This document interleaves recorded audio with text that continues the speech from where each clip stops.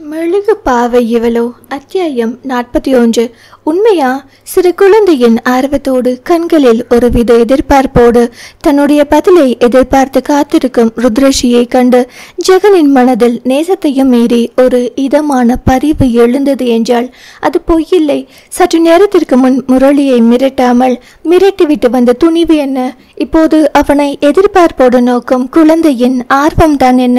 இருவேறுபட்ட மனநிலை கொண்ட தன்னவளை கண்டு அவனது மனம் வெகுவாய் இழகி போனது. உன் விஷயத்தில் நான் எப்பவும் பொய் சொல்ல மாட்டேன் என்றான் உண்மையாய். அப்போ மற்ற எல்லார்கிட்டையும் நீங்க நிறைய பொய் சொல்வீங்களா? தலையை சரித்து குறும்பாய் கேட்டவளை கண்டவன் மனம் சிறிது தடுமாறியது. அவளது முகத்தை தனது கரங்களில் தாங்கி ஆயுள் முழுவதும் அதை பார்த்து கொண்டிருக்க வேண்டும் என்கிற உத்வேகம் மனதில் ஆழமாய் வேரூன்றி நொடியில் விருட்சமாய் வளர்ந்தது. முயன்று தனது பார்வையை வேறுபுறம் திருப்பியவன் பொய் சில நேரங்களில் அழகானது என்றான். எதையோ மனதில் நினைத்தபடி மறைத்தபடி. சில நேரங்களில் அது ஆபத்தானதும் கூட. அவளது வார்த்தையில் அவளை திரும்பி பார்த்தவன் மனதில் சிறிது கலக்கம் தோன்றத்தான் செய்தது.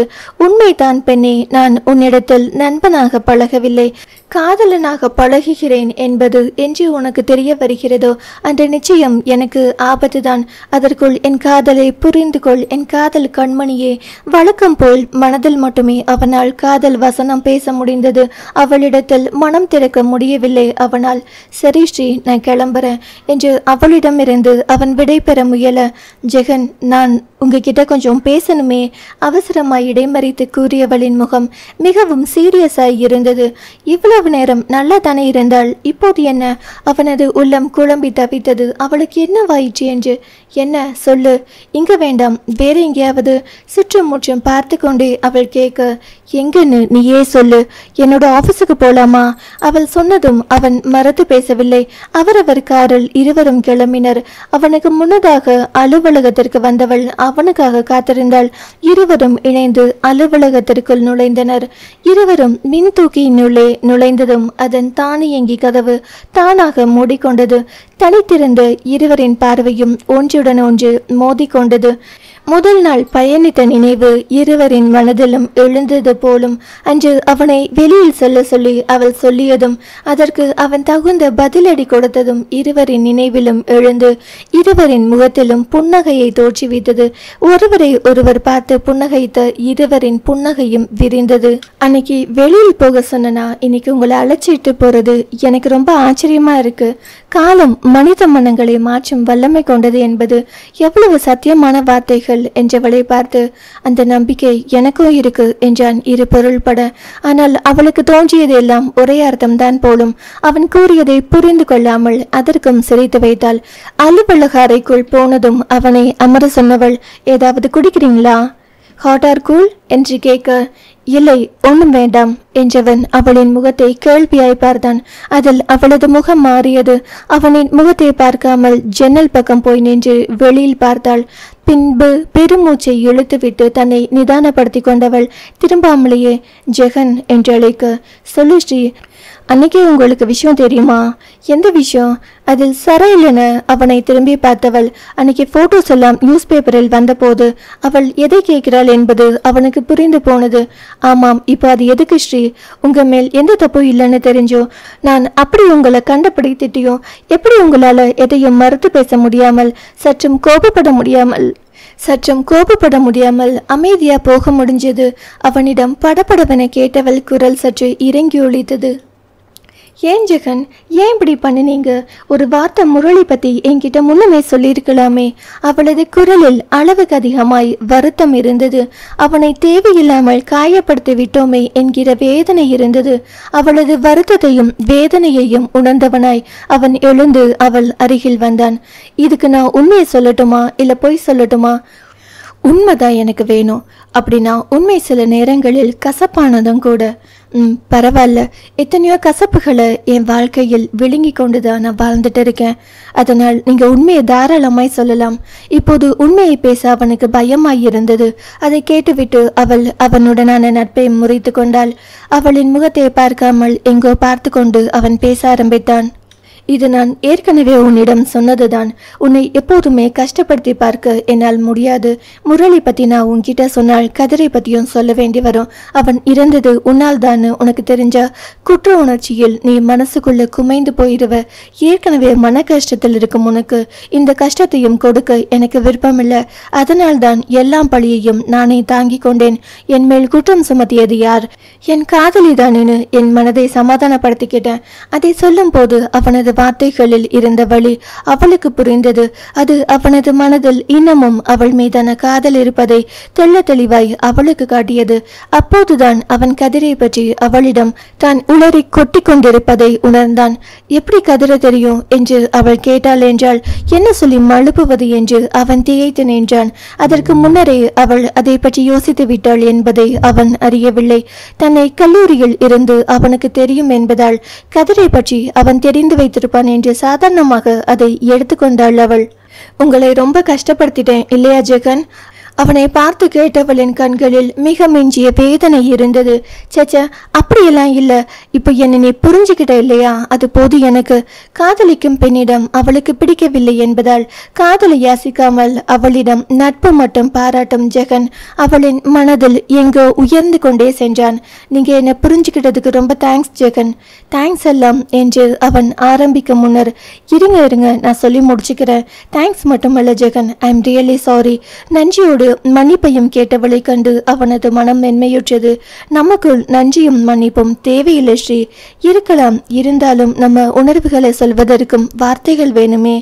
உணர்வுகளை கொஞ்சிவிட்டு வாழ்ந்து கொண்டிருந்தவளின் வாயிலிருந்து வந்த இந்த வார்த்தைகளை கேட்டதும் அவனது மனம் மிகவும் நெகிழ்ந்து போனது. ஸ்ரீ சொன்னால் நோ அப்பீல் என்றான் சன்ன சிரிப்புடன். இது நல்ல பிள்ளைக்கழகு என்று உடன் சேர்ந்து சிரித்தாள் அவள். அவளின் சிரிப்பை அவன் இமைக்காது பார்த்து தன்னால் வாங்கி கொண்டிருந்தான் ரசனையுடன். அவனையும் மீறி அவனது விழிகள் தனது வேலையை செவ்வனே செய்தது. அவனது பார்வையில் அவனது விழிகளில் தெரிந்து ஏதோ ஒன்றில் மனம் படபடக்க அவள் மீண்டும் ஜன்னல் பக்கம் திரும்பி என்று தன்னை சமாளித்துக் கொண்டாள். அவள் திரும்பியதும் தான் அவனுக்கு சுற்றுப்புறம் உரைத்தது. தன்னை மீட்டு கொண்டான். அவளிடமிருந்து அவள் தன்னை கவனித்து விட்டதை அவன் உணரவில்லை. ஜெகன், என்னோட நன்றி கடனையும் குற்ற உணர்ச்சியையும் நீங்க அதிகமாக்கிக்கிட்டே போறீங்க என்றவளின் மனதில் அவன் அவளுக்கு செய்த தன்னலமற்ற உதவிகளும் அதைவிட அவனது மனதில் இருந்த காதலுக்கு தன்னால் என்றுமே நியாயம் செய்துவிட முடியாது என்பதால் தோன்றிய குற்ற உணர்வும் சேர்ந்து அவளை மிகவும் பாதித்தது. அப்படியெல்லாம் இல்லை ஸ்ரீ. அவனின் வார்த்தையில் அவனை திரும்பி பார்த்தாள். எப்போதும் போல் தனது மனதினை மறைத்து அவளுக்காக ஆறுதல் மொழி பேசும் அவனின் மனம் அவளுக்கு புரியத்தான் செய்தது. ஆனால் அதற்கு அவளால் ஒன்றும் செய்ய முடியாதே. நீங்க சீக்கிரம் கல்யாணம் பண்ணிக்கோங்க ஜெகன். திடுமன அப்படி கூறியவளை கண்டு அவன் அதிர்ச்சியாய் ஸ்ரீ என்றான். உண்மைதான் ஜெகன், நீங்க கல்யாணம் பண்ணிக்கிட்டா என்னோட குற்ற உணர்ச்சி கொஞ்சமாவது குறையும் என்றவளை கண்டு அவனுக்கு ஆயாசமாக இருந்தது. தன்னை தாக்கிய காதல் நோய் ஏன் அவளை தாக்கவில்லை என்று உனக்காக பண்ணிக்கிறேன் என்றான் தனது மனதின் ஏமாற்றத்தை மறைத்து கொண்டு. அதில் அவளது முகம் மலர்ந்தது. அவளது சந்தோஷம் கண்டு முதன்முறையாக அவனது மனதிற்குள் வலித்தது. ரொம்ப சந்தோஷமா இருக்கு ஜெகன். அவள் முகத்தில் இருந்த மகிழ்ச்சி அவனது இதயத்தை இரண்டாய் உடைப்பது போல் இருந்தது. ஆனாலும் அதை மறைத்து கொண்டு அவளுக்காக புன்னகைத்தான். எல்லாமே உன்னோட சந்தோஷத்துக்காக தான். அப்போதும் அவளின் மகிழ்ச்சிக்காக என்று அவன் சொன்னது அவளது உள்ளத்தை தடுமாற செய்தது. ஏன் எதற்கு என்று அதை ஆராய மனமில்லாமல் சிறிது நேரம் மௌனமாயிருந்தாள். ஜெகன், நான் நெக்ஸ்ட் வீக் லண்டன் போறேன் என்றாள் மெதுவாக. அது அவனுக்கு ஏற்கனவே தெரியும். ருத்ரஷியின் எல்லா நடவடிக்கையையும் ஒன்று விடாமல் அவனிடம் கூறுவதுதானே எழிலரசியின் தலையாய வேலை. போயிட்டு வா என்றவன் மனதில் பிரிவு துயர் இப்போதே ஆட்கொண்டது. தன்னை போல் அவளும் அவனை பிரிவதற்கு கவலை கொள்கிறாளா என்று அவளை உற்று நோக்கினான். அதற்கான எந்த அறிகுறியும் அவளது முகத்தில் இல்லை. இந்த பிசினஸ் ட்ரிப் சக்சஸ்ஃபுல்லா முடியுங்கிற நம்பிக்கை எனக்கு இருக்கு ஜெகன். ரொம்ப ஆர்வமா எதிர்பார்ப்போடு இதுக்காக காத்துக்கிட்டு இருக்கேன். தொழிலில் வெற்றி கொள்ள போகும் ஆர்வத்தில் அவனின் மனநிலை புரியாமல் அவள் குதூகலித்தாள்.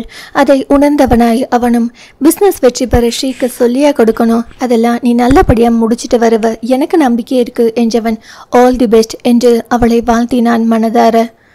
தேங்க்ஸ் ஜெகன் என்றவளிடம் அவன் விடை பெற்று சொல்ல முயன்றான்.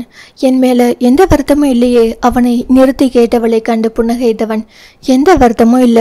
மறுப்பாய் தலையசைத்தவன் கிளம்பி செல்ல அவன் சென்ற திசையை பார்த்து கொண்டு நின்றிருந்தாள். ஏனோ அவனை நினைத்து அவளின் மனதிற்கு மிகவும் பாரமாயிருந்தது. இது போலெல்லாம் அவள் அடுத்தவர்களை நினைத்து மனம் கலங்கியதில்லை.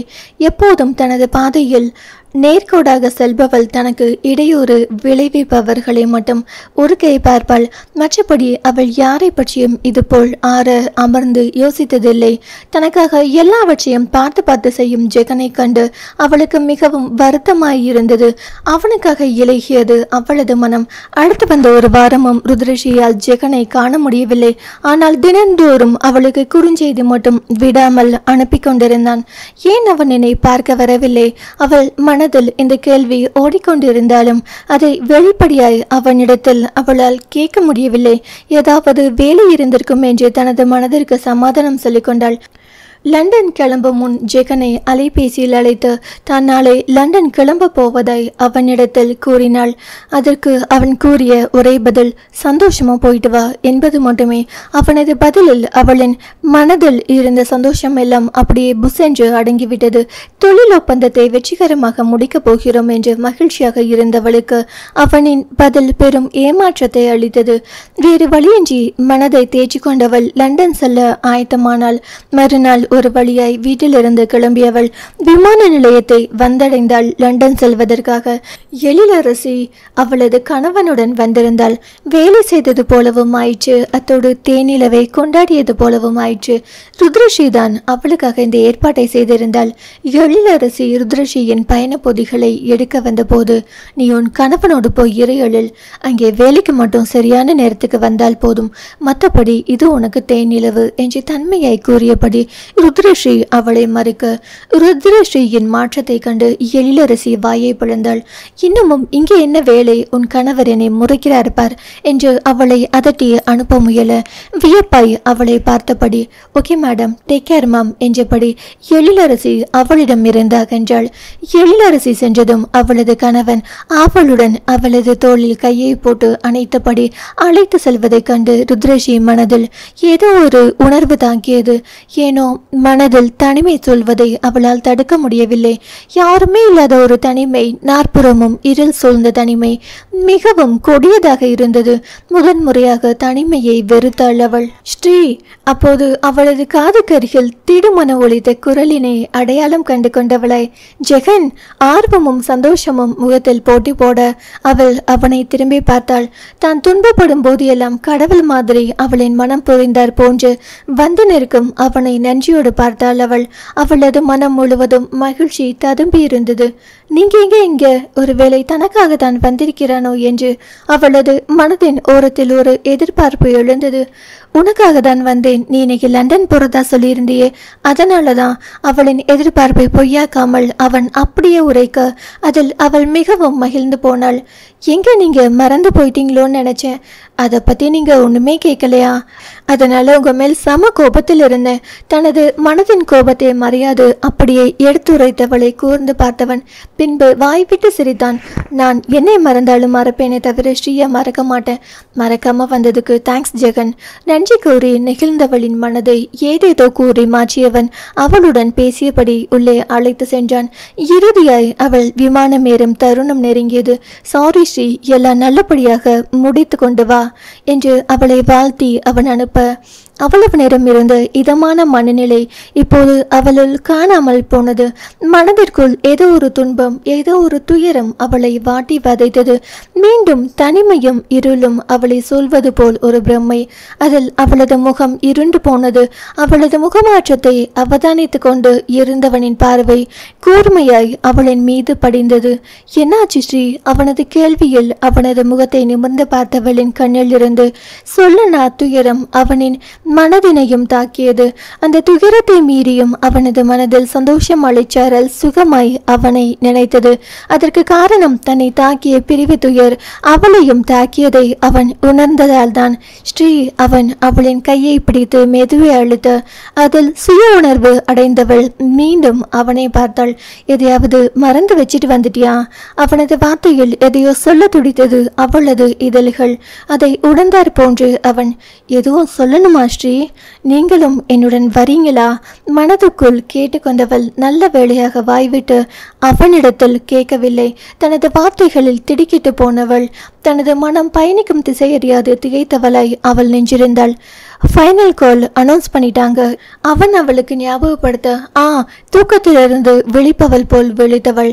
வரேன் ஜெகன் என்றவள் மறந்தும் அவனை நிமிர்ந்து பாராமல் எதுவோ அவளை துரத்துவது போல் வேகமாய் அங்கிருந்து நகர்ந்தாள். செல்லும் அவளை பார்த்து கொண்டு இருந்தவனின் முகத்தில் அவளை கண்டு கொண்டதற்கான அடையாளமாய் உலகத்தை வென்றுவிட்ட பாவனை தெரிந்தது. அவள் மனதில் நட்பை தாண்டிய ஒரு உறவாய் அவன் பதிந்திருக்கிறான் என்பதை அவனுக்கு உணர்த்திவிட்டு சென்றவளை நினைத்து மகிழ்ச்சியோடு நின்றிருந்தான். விமானத்தின் உள்ளே சென்று அமர்ந்தவளுக்கோ தனது மனதின் படபடப்பை எப்படி அடக்குவது என்று தெரியவில்லை. நானா இப்படி நினைத்தேன், அவளால் அதை ஜீரணித்துக் கொள்ள முடியவில்லை. அந்த அளவுக்கு ஜெகனின் அருகாமையை அவள் மனம் நாடுவதை அவளால் தடுக்க முடியவில்லை. இந்த உறவுக்கு என்ன பெயர், இந்த உரிமைக்கு என்ன பெயர்? அவளுக்கு பெரும் குழப்பமாயிருந்தது. ஒரு திருமணமான பெண்ணாய் அவளால் ஜெகனை பற்றி அதற்கு மேல் சிந்திக்க முடியவில்லை. ஆனாலும் அவனின் தோழமை வேண்டும் என்று மட்டும் உறுதியாய் அவளின் மனம் விரும்பியது. மனதில் குழப்பத்தோடு விமானத்தின் ஜன்னல் பக்கம் திரும்பியிருந்தவளை ஸ்ரீ என்ற அழைப்பு உயிர் வரை தீண்டி சென்று அவளை உருக்கியது. எதிர்பார்ப்பு கொண்ட மனமோ ஏமாற்றத்தை தாங்க முடியாது என்று முரண்டு பிடித்து இது பிரம்மை என்று அதை புறம் தள்ள முயன்றது. ஏர் ஹோஸ்டஸ் சீட் பெல்ட் போட சொல்றாங்க பாரு. மீண்டும் ஜெகனின் குரலில் அவள் விழிக்கென்று திரும்ப அங்கு அவளை கண்டு புன்னகைத்தபடி ஜெகன் அமர்ந்திருந்தான். அதற்குள் விமான பணிப்பெண் இருக்கை பாதுகாப்பு பட்டியினை போட சொல்லி அவளை வற்புறுத்தினாள். ஜெகனை கண்ட திகைப்பில் இருந்த ருத்ரஸ்ரீக்கு அவள் கூறியது காதில் விழவில்லை. மாறாக ஜெகனை இமைக்காது பார்த்து கொண்டிருந்தாள். ஸ்ரீ, அவங்க சொல்றது காதில் விழவில்லையா என்று அவளை செல்லமாய் கடைந்தவன் தானே அவளது பட்டியினை எடுத்து போட்டுவிட்டான். அப்படி அதை எடுக்கும் போதும் போடும் போதும் அவனது கைகள் அவளது இடையிலும் வயிற்று பகுதியிலும் சற்று அழுத்தமாய் படிந்து மீண்டது. பார்ப்பவர்களுக்கு அது தன்னிச்சை செயலாக தான் தெரியும். ஆனால் அந்த கல்வனுக்கு மட்டுமே தெரியும் அது வேண்டுமென்றே செய்தது என்று. அது அவளின் மனதினை தெரிந்து கொண்டதால் வந்த துணிவு என்பதும் அவளோ உயிரெழுத்த மின்சாரம் தாக்கியது போல் அசையாது அமர்ந்திருந்தாள். அவனோ உன் மனதினை நான் கண்டு கொண்டேன் என்பது போல் அவளை அழுத்தமாய் பார்த்து கொண்டிருந்தான். அவளது விழிமொழியில் அவளின் மனதினை உணர்ந்து கொண்டவனை கட்டுப்படுத்த இனி அந்த காற்றால் கூட முடியாது. அத்தியாயம் 42. ருத்ரஸ்ரீயின் திகைத்த பார்வை ஜெகனுக்கு சிரிப்பை வரவழைத்தது. மென்மையாய் அவளை பார்த்து புன்னகைத்தவன் அவள் புறம் லேசாக சரிந்து அமர்ந்து, நீ என்னை ரொம்ப மிஸ் பண்ணினியா? அவளின் மனதை தெரிந்து வைத்து கொண்டே தைரியமாக அவளிடம் கேட்டான். அவனது கேள்வியில் சிலையாய் சமைந்தவளுக்கு உயிர் வந்தது. தனது மனதினை அப்படியே எடுத்துரைக்கும் அவனின் முகத்தை பார்க்க முடியாது. லஜ்ஜையுற்றவளாய் அவள் ஜன்னல் புறம் திரும்பிக் கொண்டாள். தன்னை கண்டு கொண்டானே என்று மனதுக்குள் வெக்கியவள் முகமும் சிவந்து போனது. அந்த நாணத்தால் என்ன பதில் சொல்வது என்று தெரியாது கைகளை பிசைந்து கொண்டு தனது இயல்பை மீறி மனம் முழுவதும் படபடக்க அமர்ந்திருந்தாள் அவள். அவளது முக சிவப்பு, அவளின் படபடப்பு எல்லாமே அவனது கண்களில் இருந்து தப்பவில்லை. விமானத்தில் உள்ளே இருந்த செயற்கை குளிரையும் மீறி அவளது நெற்றியிலும் உதட்டிலும் வியர்வை துளிகள் லேசாக அரும்ப துவங்கியது. இப்படி ஒரு மனநிலையில் தோற்றத்தில் அவளை இதுவரை பார்த்திராதவன் இன்று வெகு அருகில் அமர்ந்து அவளை பார்த்து ரசித்தான். அவளது வியர்வை துளிகளை தனது இதழ் என்னும் கைக்குட்டையால் துடைக்க சொல்லி அவனது காதல் மனம் அடம் பிடித்தது. இப்போதுதான் ஏதோ முகம் கொடுத்து பேசுகிறாள், அதுக்கும் ஆப்ப வச்சிடுவா போல் இருக்கே, பேசாமா அடங்கி உட்காரு. அவன் தன் மனதை முயன்று அடக்கி கொண்டான். ஸ்ரீ, உன்னதான் கேட்டேன் என்று அவளின் கையை உரிமையாய் தொட்டு அசைத்து கேட்டான் அவன். அதற்கு மேல் பதில் பேசாது இருப்பது சரியில்லை என்று அவளுக்கு தோன்ற அவன் புறம் திரும்பியவள் இல்லை என்றால் அவசரமாய். அதை கண்டு அவனது விழிகளிலும் இதழ்களிலும் குறும்பு சிரிப்பு ஒன்று வந்தமர்ந்தது. பொய் சில நேரங்களில் ஆபத்தானது. இதை நான் சொல்லவில்லை, நீ சொன்னதுதான். அதனால் எனக்கு வேண்டியது உண்மை மட்டுமே. நம்மட்ட சிரிப்புடன் கேட்டவனை கண்டு அவள் மாட்டிக்கொண்ட உணர்வில் சிறு மழலையாய் விளைத்தாள். என்னிடம் கூட நீ பொய் சொல்வாயா ஸ்ரீ? ஆழ்ந்து ஒழித்த அவனது குரலில் திடுக்கிட்டு போய் அவனை நிமிர்ந்து பார்த்தாள் அவள். அவனது விழியில் தெரிந்த ஏதோ ஒன்றில் மெல்ல வாய் திறந்தாள். என்றாள் மெதுவாய். கொஞ்சமா தேடினியா அல்லது ரொம்பவா? இது என்ன கேள்வி என்பது போல் அவள் அவனை பார்த்து வைத்தாள். ஜெகன், ரூட்ட மாத்து, மேடம் ஃபார்முக்கு வர மாதிரி இருக்கு. நீ என்ன ரொம்ப தேடியதால் தான் உன் மனசை புரிந்தவனாய் நான் உன் கூட வந்துட்டேன். நிச்சயம் அவன் இதை காதலாய் தான் சொன்னான். ஆனால் அவளோ இதை நட்பாய் எடுத்துக்கொண்டாள். அதில் மனம் இருக்க மகன்று நிம்மதியாய் புன்னகைத்தாள். அவளின் புன்னகையில் அவளது மனம் இலகுவாய் மாறிவிட்டதை அவனும் உணர்ந்தான். அவனுக்கும் அதுதானே வேண்டும். ரொம்ப மிஸ் பண்ணினேன்டா. என்னோட கஷ்டத்தை உணர்ந்து எனக்காக நீங்க செய்கிற ஒவ்வொரு செயலும் சான்ஸ்லெஸ். எனக்கு என்ன சொல்றதுன்னு தெரியல. நீங்க என் கூட இருந்தா அவ்வளவு பாசிட்டிவா நம்பிக்கையா இருக்கு. அப்படி சொன்னவளை ஒரு நடி கூர்ந்து கவனித்தான். இதை அவள் மனதில் நட்பாக எண்ணித்தான் சொல்கிறாள் என்பதை அவன் புரிந்து கொண்டான். ஆனால் எதனால் இப்படி ஒரு எண்ணம் அவளுக்கு தோன்றுகிறது என்பதை இன்னமும் அவள் ஆராய முற்படவில்லை என்பதையும் புரிந்து கொண்டான். ஜெகன், அதுக்குள்ள ரொம்ப சந்தோஷப்பட்டுட்டியோடா? நீ போக வேண்டிய தூரம் இன்னமோ இருக்கு என்று தனக்குள் கூறிக்கொண்டவன் தனது ஏக்கத்தை பெருமூச்சாய் விட்டு ஆற்றி கொண்டான். சொல்லிட்டல்ல, இனியும் கூடவே நான் இருந்து விடுகிறேன் என்று இலகுவாய் கூறி அவளை சிரிக்க வைத்தான் அவன். நடைமுறைக்கு அது சாத்தியமோ இல்லையோ, ஆனால் அவன் அப்படி கூறியது அவளுக்கு மிகவும் பிடித்திருந்தது. இருங்க, யார் வேண்டாம்னு சொன்னது? அவள் அதை உணர்ந்துதான் கூறினாளா என்று மீண்டும் அவளை கூர்ந்து பார்த்தான். என்ன பார்க்குறீங்க? ஒண்ணுமில்ல என்றான் மறுப்பாய் தலையாட்டியபடி. ஜெகன், நீங்க என்ன லண்டனுக்கு எனக்காக தான் பொய்யெல்லாம் சொல்ல வேண்டாம். ஏதேனும் வேலையா? உனக்காக தான் பெண்ணே, அதுதான் உண்மையும் கூட. மனதில் நினைத்தவன் அவளிடம், ஆமாம், ஒரு ஷூட்டிங் இருக்கு என்று தன் நெஞ்செறிய பொய்யுரைத்தான். டே ஜெகன், நீ எப்போ இருந்துடா ஷூட்டிங்க்கு எல்லாம் போக ஆரம்பிச்ச? வெத்தலைப்பாக வச்சு வருத்தி அழைச்சா கூட போக மாட்ட. இப்போ ஸ்ரீ லண்டன் போறாள்னு சொன்னதும் உடனே கிளம்பிட்ட. அதுக்கு அவகிட்ட என்னமா நடிக்கிற? பேசாம நீ தயாரிக்கிற அடுத்த படத்துக்கு நீயே ஹீரோவா நடிக்கலாம். அவனது மனசாட்சி சமய சந்தர்ப்பம் தெரியாமல் அவனை பார்த்து கிண்டல் அடித்தது. நீ ஹீரோயினா நடிச்சா எனக்கு ஓகேப்பா. கொஞ்சமும் மனசாட்சி இல்லாமல் சொன்னவனை கண்டு அவனது மனசாட்சி தான் பயந்து போய் பதுங்கி கொண்டது. பின்னே ருத்ரஸ்ரீ அழகு என்ன, அவனது அழகு என்ன? அவனது மனசாட்சி அதை நன்றாக புரிந்து வைத்திருந்தது. ஓகே ஜெகன், எனக்கு கொஞ்சம் வேலை இருக்கு என்றபடி தனது மடிக்கணினியை எடுத்தவளை கண்டு பரிதாபமாய் பார்த்தவன் வேறு வழியின்றி, ஓ, நீ உன் வேலையை பாரு என்று பெருந்தன்மையாய் கூறியவனின் கண்கள் அந்த மடிக்கணினியை வில்லனை போல் பார்க்க தவறவில்லை. எனக்கும் என் ஸ்ரீக்கும் இடையில் வர நீ யார் என்று விரோதியை முறைப்பது போல் அவன் அதை முறைத்து கொண்டு அமர்ந்திருந்தான். தனது வேலையில் மூழ்கி போன ருத்ரஸ்ரீ அதன் பின் அங்கு ஜெகன் என்கிற ஒருவன் இருக்கிறான் என்ற உணர்வே இல்லாது தனது வேலையில் ஆழ்ந்து போனாள். கணினியில் அவளது விரல்கள் தட்டச்சு செய்யும் வேகத்தை கண்டு பிரமித்து போய் பார்த்து கொண்டிருந்தான். அதைவிட அவளது ஆங்கில அறிவை கண்டு வியந்து போனான். வேலையில் அவளது வேகமும் அவளது அறிவும் அவனுக்கு சுட்டு போட்டாலும் வராது. அதனால்தான் அவன் தந்தையின் தொழிலை கூட கவனிக்காது இந்த திரையுலகோடு ஒதுங்கி கொண்டான். அவன் ஒரு சாதாரண ரசிகன், அடித்தட்டு மக்களின் ரசனையை நன்கு அறிந்தவன். அதனால்தான் அவன் எடுக்கும் படங்களும் மக்களின் ரசனைகளுக்கு ஏற்றவாறு அமைந்து வசூலில் சாதனை படைக்கிறது. அதுவே அவனை புகழின் உச்சத்திற்கு கொண்டு செல்கின்றது. மற்றபடி இதில் அவனது அறிவுக்கு வேலை இல்லை. மெல்ல அவனது விழிகள் அருகில் அமர்ந்திருந்தவளை தலை முதல் கால் வரை அளவிட்டது. நல்ல நிறம், நல்ல அழகு, அதைவிட தேவதை போன்றதொரு மிகை அழகு, அறிவு அதைவிட பல மடங்கு அதிகம். மொத்தத்தில் அவனை கெட்டாத உயரத்தில் இருப்பவள் அவள். அப்படிப்பட்டவளை காதல் என்ற ஒற்றை வார்த்தையில் எட்டி பிடித்து விட முடியுமா என்று அவனது மனதுக்குள் ஒரு வழி எழுந்தது. அதிலும் அன்று அவள் கூறிய தகுதி என்கிற சொல் அவனின் மனதை இன்னமும் பதம் பார்த்து கொண்டு இருந்தது. வேதனையுடன் அவளின் புறம் இருந்து தனது கண்களை வலுக்கட்டாயமாய் திருப்பியவன் தனது அலைபேசியை எடுத்து பாடலை ஒலிக்க செய்தவன் காதில் இயர்போனை மாட்டிக்கொண்டு இருக்கையில் சாய்ந்தான். அவனின் மனம் நிம்மதியில்லாது இருமனதாய் தவித்தது. அலைபேசியில் இளையராஜா இசையில் ஜேசுதாஸ் உருகி உருகி பாடிக்கொண்டிருந்தார். காதல் கொண்டேன், கனவினை வளர்த்தேன், கண்மணி உனை நான் கவித்துள் நினைத்தேன், உனக்கு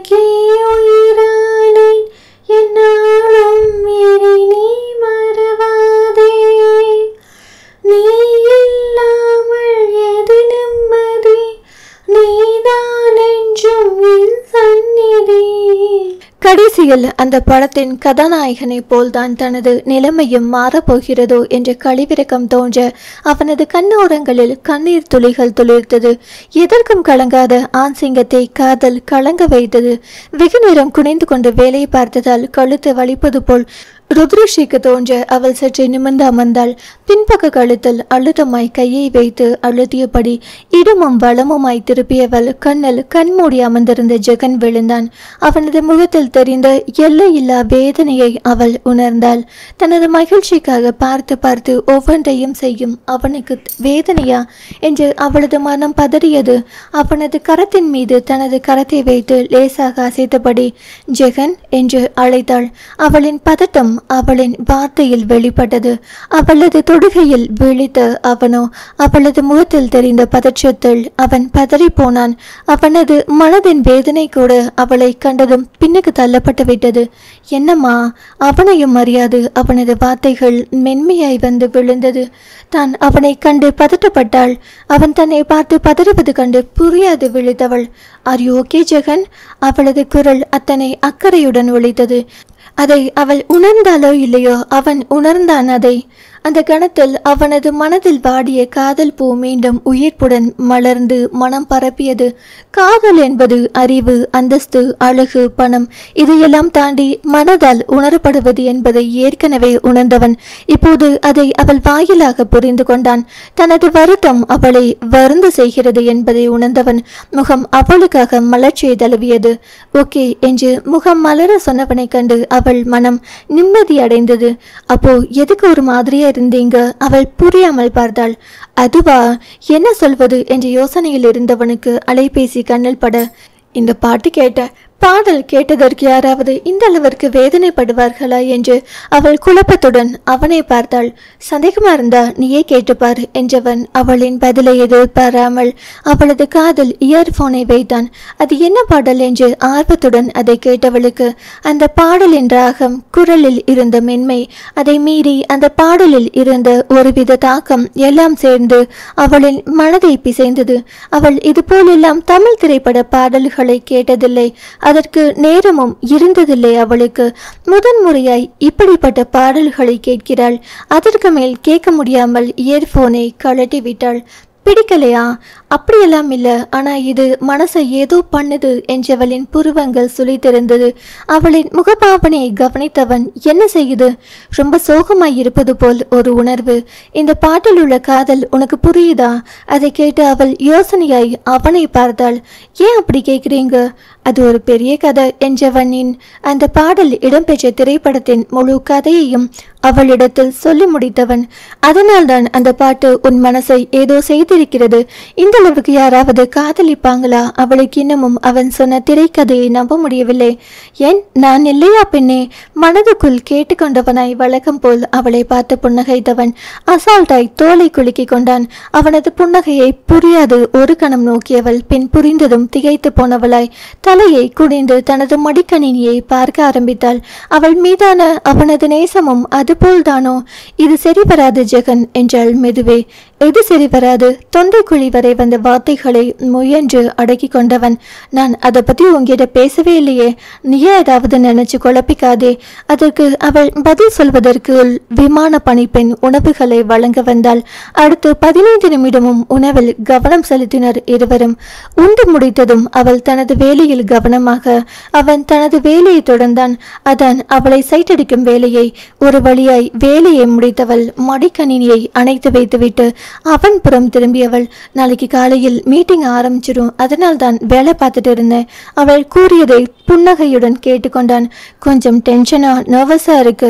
இதையெல்லாம் நீ போனை ஊதி தள்ளிடு வச்சி, டோன்ட் வெரி என்று அவன் அவளை ஊக்கப்படுத்த அதில் அவளின் முகத்தில் புன்னகை விரிந்தது. இதுக்கு தான் ஜெகன் வேணும்னு சொல்றது. தேங்க்ஸ். வேறு எதற்கும் நான் வேண்டாமா பெண்ணே? மனதுக்குள் ஏக்கமாய் கேட்டவன் இப்போது அவளை கண்டு வெறுமையாய் சிரித்தான். I need some rest Jagan என்றவள் கண்மூடி உறங்க ஆரம்பித்தாள். ஆனால் அவனுக்கு தான் உறக்கம் வரவில்லை. அவளை பார்த்து கொண்டிருந்தான். எப்படி அவளை அணுகுவது என்று அவனுக்கு சத்தியமாக தெரியவில்லை. நாளுக்கு நாள் மனதில் விலைவாசி போல் ஏறிக்கொண்டு போகும் காதலை அடக்க முடியாமல் அவன் தவித்தான். ஏக்கமும் தாபமும் அவனை போட்டி போட்டு கொண்டு தாக்கியது. ஓய்வெடுக்கப் போகிறேன் என்று கூறியவளோ உறங்க முடியாமல் இருக்கையில் அசைந்தபடி படுத்திருந்தாள். அதை கண்டு அவன் அலைபேசியில் இசையை இயக்கிவிட்டு அவளின் காதல் வைத்தான். அதில் கண் விழித்தவள் சோகமாக இருக்கும் வேண்டாம் என்று கூறும் போது தேனாக இசை வந்து அவளது காதல் பாய்ந்தது. அதில் முகம் மலர்ந்தவளை பார்த்து எப்படி என்று இரு புருவத்தையும் உயர்த்தி உதட்டசைவால் தான் சொல்ல வந்ததை அவன் அவளுக்கு உணர்த்த சூப்பர் என்றவள் கண்மூடி இளையராஜாவின் சிம்பனி இசையில் ஆழ்ந்தாள். மெல்ல மெல்ல அவள் தன் மன அழைப்புறுதல் குறைந்து துயில் ஆரம்பிப்பதை ஒரு தாயின் கனிவோடு அவன் பார்த்து கொண்டிருந்தான். நன்றாக அவள் உறங்கியதும் இயர்போனை கழட்டி வைத்தவன் அங்கு கசிந்த மெல்லிய விளக்கொளியில் அவளை இமைக்காது பார்த்து கொண்டிருந்தான். காலம் முழுவதும் இவளை இப்படி பார்த்து கொண்டிருக்கும் வரமாவது எனக்கு கிடைக்குமா? மனதுக்குள் ஏங்கியவனின் இயக்கம் அவளின் மனதை சென்றடைந்ததோ? புரண்டு படுக்க திரும்பியவள் தனது பக்கமாய் சாய்ந்திருந்த அவனது கையோடு தனது கரத்தை பிடிமானமாய் கோர்த்தபடி அவனது கைவளைவில் சுகமாய் சாய்ந்து கொண்டு தனது உறக்கத்தை மீண்டும் தொடர்ந்தாள். அதை கண்டு அவனுக்கு சிரிப்பு பீறிட்டது. இன்னமும் நீ சின்ன குழந்தை தாண்டி ஜெல்லு என்றவனின் மனம் அவளின் செய்கையில் உல்லாசவானில் சந்தோஷமாய் சிறகடித்து பறந்தது. அவள் உறங்குவதற்கு ஏதுவாக தனது கையை கொண்டு அவளை அணைவாக அணைத்து கொண்டான் அவன். ஆனால் காதல் கொண்ட மனமோ அந்த சிறு அணைப்பிற்கெல்லாம் அடங்கி வேணா என்றது. மனதின் ஆசையை அடக்காது அவளின் உச்சந்தலையில் தனது இதழ்களை பதித்தான் அழுத்தமாய். அவள் கூந்தலில் இருந்து வந்த நறுமணம் அன்று போல் இன்றும் அவனை மயக்கி அதனுள் புதைய சொல்லி வற்புறுத்தியது. முயன்று தன்னை மீட்டு கொண்டவனின் கரங்கள் மட்டும் அவளை விட்டு அகலவில்லை. லண்டன் மாநகரத்தில் விமானம் தரையிறங்கும் வரை அந்த நிலை நீடித்தது. இந்த சில மணித்துளிகளில் அவளுடன் இணைந்து பிரயாணித்ததில் அவன் யுகம் யுகமாய் அவளுடன் வாழ்ந்துவிட்டது போல் மனம் மகிழ்ந்து போனான் அவன். போதும், இந்த பொன்னான தருணங்கள் அவனது ஆயுள் வரை போதும். இதை நினைத்து கொண்டே அவன் தன் வாழ்நாள் முழுவதையும் சந்தோஷத்துடன் கழித்து விடுவான். விமானம் தரையிறங்கும் சமயம் தான் அவள் கண் விழித்தாள். அந்த கணம் அவன் தனது கையை அவளிடத்தில் இருந்து விலக்கி இருந்தான். அவளையும் தன்னிடத்திலிருந்து விலக்கி இருந்தான். இரண்டுமே அவளது மனதை புண்படுத்தும் என்பதால் நேற்று நைட்டு சரியா தூக்கம் இல்லை அதான் என்று இழுத்தவள் அவனை சங்கடமாக பார்த்தாள். தூக்கம் வந்தால் தூங்கிடணும், இதுக்கெல்லாம் யோசிக்க கூடாது என்றவன் இறங்குவதற்கு ஆயத்தமாக அவளையும் அந்த பரபரப்பு தொற்றிக்கொண்டது. விமான நிலையத்தை விட்டு வெளியில் வரும்போது எழில் அவளது கணவன் மாதவனுடன் வந்து இணைந்து கொண்டாள். என்னம்மா எழில், எப்படி இருக்க? மாதவன் உன்னை நல்லா வச்சிருக்காரா? அப்படி ஏதும் இல்லைன்னா சொல்லு, ஒரு மிரட்டிடலாம். ஜெகன் சகஜமாய் எழிலரசியை பார்த்து கேட்க, ஐயோ அப்படியெல்லாம் இல்லைனா, அவர் ரொம்ப நல்ல மாதிரி என்னை நல்லா பார்த்துக்கிறாரு. முகத்தில் வெக்கமும் சந்தோஷமும் போட்டி போட அவள் கூறியது கேட்டு ருத்ரஷி அவளை ஆச்சரியத்துடன் பார்த்து கொண்டிருந்தாள். சார், நீங்க சொன்னதை கொஞ்சம் மாற்றி சொல்லுங்க சார், எழில் தான் என்னை சுத்தமா கவனிக்க மாட்டேங்கிறாள் என்று மாதவன் சொல்ல அவன் கவனிப்பு என்ற வார்த்தையை அழுத்தி கொடுத்து சொல்ல அதை கேட்டு எழிலரசியின் முகம் செவ்வானமாய் சிவந்து போனது. அண்ணங்கிட்ட என்ன பேச்சு பேசுறீங்க? அவள் கணவனை செல்ல கோபத்துடன் கடிந்தாள். அதை கேட்டு ஜெகன் வாய்விட்டு சிரித்தான். பின்பு தான் கவனித்தான் ருத்ரஷி முகம் ஒரு மாதிரி இருப்பதை. ஸ்ரீ, என்ன ஆச்சு? எழிலை பார்க்கும்போது என்கிட்ட ஏதோ ஒன்று குறையா தெரியுது இல்லையா ஜெகன்? தனது மனதினை வெகுவாய் அழுத்திய ஒன்றை அவள் பட்டஞ்சு கேட்க அதை கேட்டு அவன் தான் திகைத்து போனான். ஸ்ரீ என்று அவன் மேலே பேச வருவதற்குள் செல்வா அங்கு வந்து சேர்ந்தான். மச்சி என்று அவனை கட்டி அணைத்து கொண்டான் மகிழ்ச்சியாய். டே மாப்ள, நான் ரம்ஸ் இல்லடா. ஜெகன் போலியாய் அலற, மச்சின்னு தான் கூப்பிட்டேன், ரம்சனா கூப்பிட்டேன். செல்வா அவனை பார்த்து கேலியாய் கேட்க அதை கண்டு ருத்ரஷி தனது மனவருத்தத்தை மறந்து வாய்விட்டு சிரித்தாள். அவளது சிரிப்பை கண்ணில் தேய்த்தபடி வாஞ்சியுடன் பார்த்த ஜெகன் நண்பனிடம் தேங்க்ஸ் டா மாப்ள என்க. எதுக்குடா என்ற செல்வாவிடம் விழிகளால் ருத்ரஷியை சுட்டி காட்டினான் அவன். புரிந்தார் போன்ற செல்வாவும் தலையை ஆட்டினான். அதற்குள் ருத்ரஷி அழைக்கவென கார் வர அவள் ஜெகனிடம் விடை பெற்று காரில் ஏறினாள். அவளை தொடர்ந்து மற்றொரு காரில் எழிலும் மாதவனும் ஏறிக்கொண்டனர். அவர்கள் சென்றதும் ஜெகனும் செல்வாவும் தங்களது காரை நோக்கி சென்றனர்.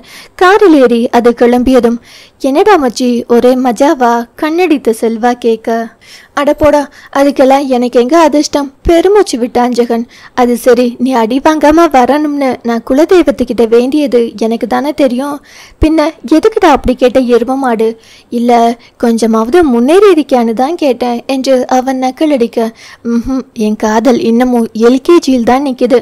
சோகமாய் சொன்னவனை கண்டு பக்கென்று சிரித்து விட்டான் செல்வா. இப்ப எதுக்குடா சிரிச்ச? முறைத்த நண்பனை கண்டு. PhD படித்து முடித்தவனுக்கு இப்படி எல்கேஜி பாப்பா வந்து மாட்டிக்கிச்சேன்னு நினச்சேன், சிரித்தேன். அதை கேட்டு ஜெகனும் சிரித்தான் தன்னவளின் நினைவில். அவள் இன்னமும் உணரலையாடா? அப்படி உணர்ந்தானு வெய்ய, நாங்கள் எல்லாம் டபுள் ட்ரிபிள் PhD வாங்கிடுவோம். ஹஹா, நீ வாங்கினாலும் வாங்கிடுவோம் மச்சி என்று சிரித்தவன். நல்ல கூல் கிளைமேட், எங்கே பார்த்தாலும் கட்டிப்பிடி வைத்தியம். உடல் மட்டும் கட்டிப்பிடிக்கலை, இங்கே உதடுகளும் அடிக்கடி கட்டிப்பிடிக்குதுடா. இப்படியே அவளை கூட்டிட்டு 4 தெரு சுத்தினேன்னு வை, உன் ஆளுக்கு தானா லவ் ஸ்டார்ட் ஆயிடும். அதை கேட்டு ஜெகனின் மனதில் கனவு விரிந்தது. ஆசை கொண்ட மனம் எதையோ நினைத்து பார்த்து மகிழ்ந்து போனது. ஆனால் நினைப்பது எல்லாம் நடந்து விடுமா என்ன? அதுவும் ருத்ரஸ்ரீயிடம். அடுத்து வந்த 2 நாட்களும் வேகமாய் ஓடியது. இருவரும் ஒரே விடுதியில் தங்கியிருந்த போதும் காலையில் உணவு வேலையின் போது பார்ப்பதோடு சரி, அதற்கு பின் பார்ப்பதற்கு நேரம் இருக்காது. அவனுக்கு நேரம் இருந்தது, ஆனால் அவளுக்கு தான் அதற்கு நேரம் இல்லை. 2 நாள் காலில் சக்கரம் கட்டியது போல் வேலையில் சுழன்றவள் 3ஆம் நாள் ஓய்வாக இருந்தால் அவளை ஜெகனை அழைத்து ஷூட்டிங்கை பார்க்க நான் வரவா என்று ஆர்வத்துடன் கேட்க, உனக்கு தான் சினிமானா பிடிக்காதே என்று அவன் மறுக்க, உங்களுக்கு பிடிக்குமே, சோ இப்ப எனக்கும் அது பிடிக்கும். தலை சரித்து சிரித்தபடி சொன்னவளை கண்டு அவனால் மறுக்க முடியவில்லை. அன்றைக்கு பார்த்து பனிமலையில் கதாநாயகனும் கதாநாயகியும் நம்மூர் பாணியில் உடையுடுத்தி காதல் பாடல் ஒன்றுக்கு ஆடி பாடிக்கொண்டிருந்தனர். அதை கண்டு ருத்ரஸ்ரீக்கு அடக்க முடியாமல் சிரிப்பு வந்துவிட்டது. பாடல் ஒளியை தவிர அங்கு வேறு எந்த சத்தமும் இல்லை. அந்நேரம் திடுமன ஒலித்த அவளது சிரிப்பொலியில் மொத்த படக்குழுவினரும் அவளை திரும்பி பார்த்தனர். அதை கண்டு செல்வா ஜெகனை முறைதான். இதுக்கு தான் சொன்னேன், கிராமத்து படத்துக்கு லண்டன்ல டூயட் வேணாம்னு. இங்க தான் டூயட் வைக்கணும்னு அடம் பிடிச்சி பிடிவாதம் பிடிச்சி என் உயிரை வாங்கின உன்ன என்று பல்லை கடித்தவன். உன் மானம் இப்ப சிரிப்பா சிரிக்குது பாரு என்று கோபம் கொண்டான்.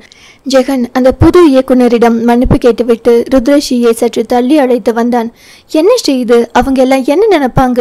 அவன் சற்று அதட்டலாக எடுத்து சொல்ல, அதில் தனது சிரிப்பை நிறுத்தியவள், இது உங்களுக்கே அபத்தமா தோணலையா ஜெகன் என்றவள். என்னால் சிரிப்பு அடக்க முடியல. சொல்லும் போதே அவளுக்கு மீண்டும் சிரிப்பு பீறிட்டது. ஆனாலும் அவனுக்காக அடக்கி கொண்டாள். நிறைய விஷயங்கள் அபத்தங்களாதான் தோணும், ஆனால் அந்த அபத்தத்திலும் ஒரு அர்த்தம் இருக்கும் என்றவனை புரியாது பார்த்தவள். இதில் என்ன அர்த்தம் இருக்கு என்று சுட்டி காட்டினால் ஆடிக்கொண்டிருந்தவர்களை நோக்கி, அந்த பாட்டிலுள்ள வரிகளை கேட்டுப்பாரு, அதில் உள்ள காதலை புரிஞ்சிக்க முயற்சி பண்ணு. அப்போதுதான் அவனின் கோபத்தை அவள் உணர்ந்தாள் போலும். சாரி ஜெகன், சும்மாதான். உனக்கு சும்மாதான், ஆனால் இது எனக்கு சோறு போடுற கடவுள்.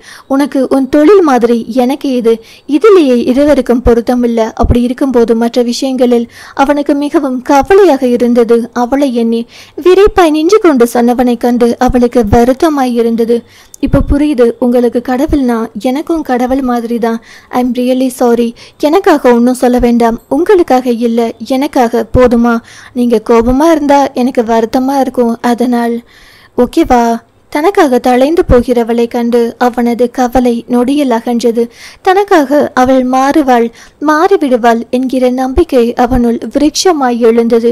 சரி, நீ போய் ரெஸ்ட் எடு, நான் ஷூட்டிங் முடிந்ததும் உன்னை கூப்பிடுறேன் என்று அங்கு இருந்த கேரவன் வேன் ஒன்றில் அவளை ஓய்வெடுக்க சொன்னவன் தனது வேலையை பார்க்க சென்றான். 2 நாட்களாக ஓய்வின்றி உழைத்தவளுக்கு சிறிது ஓய்வு தேவைப்பட்டது. அதனால் அவள் அதை மறுக்கவில்லை. சுமார் அரை மணி நேரத்திற்கு மேல் அங்கு இருக்கவும் அவளுக்கு பிடிக்கவில்லை. எப்போதும் ஓடிக்கொண்டு இருந்தவளுக்கு இப்படி அடங்கி ஒரு இடத்தில் இருப்பது பிடிக்கவில்லை. வேனை விட்டு வெளியில் வந்தவரின் கண்கள் ஜெகனை தேடியது.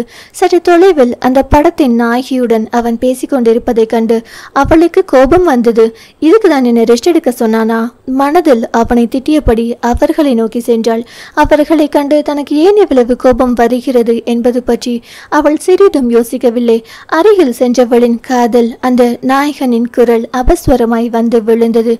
ஜேவிபி, இதுக்கு மேலே என் மனசை மறைச்சு வைக்க என்னால் முடியல என்ற அதிதி ஜெகனின் கையை தனது இரு கரங்களால் பிடித்தபடி, ஐ லவ் யூ ஜேவிபி, நான் உங்க மேல பைத்தியமா இருக்கேன், அந்த அளவுக்கு உங்களை நான் காதலிக்கிறேன் என்றவளை கண்டு ருத்ரஸ்ரீக்கு எரிச்சலாக வந்தது. அவள் கூறியதை கூட ருத்ரஸ்ரீபுரம் தள்ளிவிட்டவள்.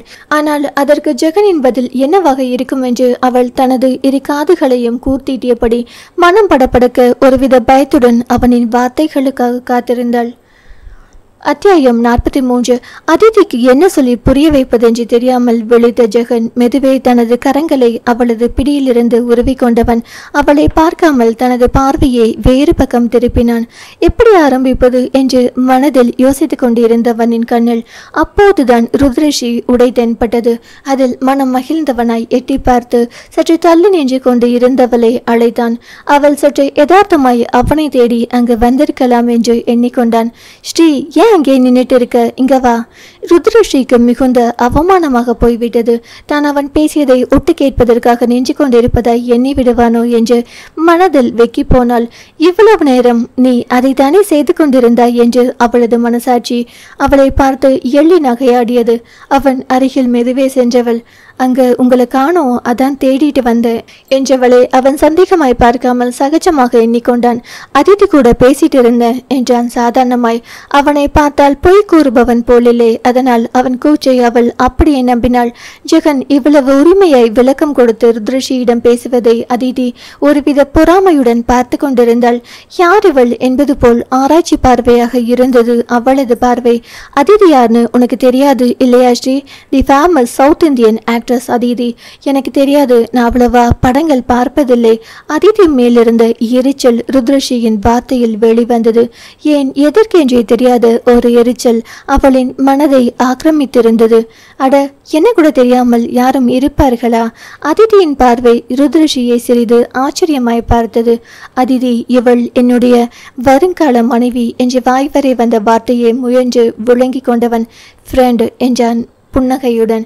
அவனது தோழி என்று ருத்ரஸ்ரீ அவன் அறிமுகப்படுத்தியதும் அதிதியின் மனதில் பாரம் இறங்கிய உணர்வு. அதில் மனதார புன்னகைத்தவள் ருத்ரஸ்ரீயை பார்த்து ஹலோ என்க. ஏனோ ருத்ரஸ்ரீக்கு அவளை முதல் பார்வையில் பிடிக்காமல் போனது. என்று முணுமுணுத்ததோடு சரி, அவள் வேறு ஒன்றும் பேசவில்லை. சரி, நீங்க 2 பேரும் பேசிட்டு இருங்க, எனக்கு வேறு ஒரு வேலை இருக்கு. அதிதிக்கு பதில் சொல்ல வேண்டிய இக்கட்டான நிலையில் இருந்து தப்பித்தோம் பிழைத்தோம் என்று ஜெகன் அங்கிருந்து ஓடிவிட்டான். நீங்க ஜெகனுக்கு ரொம்ப க்ளோஸ் ஃப்ரெண்டா? அதிதி தான் பேச்சை ஆரம்பித்தாள். நல்ல வேளை அதிதிக்கு தமிழ் செய்தித்தாள் படிக்கும் பழக்கமில்லை. படித்திருந்தால் ருத்ராவுக்கும் ஜெகனுக்கும் என்ன சம்பந்தம் என்று தெரிந்திருக்கும். பெரும்பாலும் அவள் வசிப்பது ஆந்திர மாநிலம் என்பதால் தமிழ்நாட்டின் நிலவரம் அவளுக்கு சரியாக தெரியவில்லை. ஒற்றை சொல்லில் பதிலளித்த ருத்ரா ஜெகன் சென்ற திசையை பார்த்து கொண்டிருந்தாள். ஜேவிபி ரொம்ப நல்லவர் இல்லையா? அது நீ என்கிட்ட சொல்றியா என்பது போல் பார்த்து வைத்தாள் ருத்ரஸ்ரீ.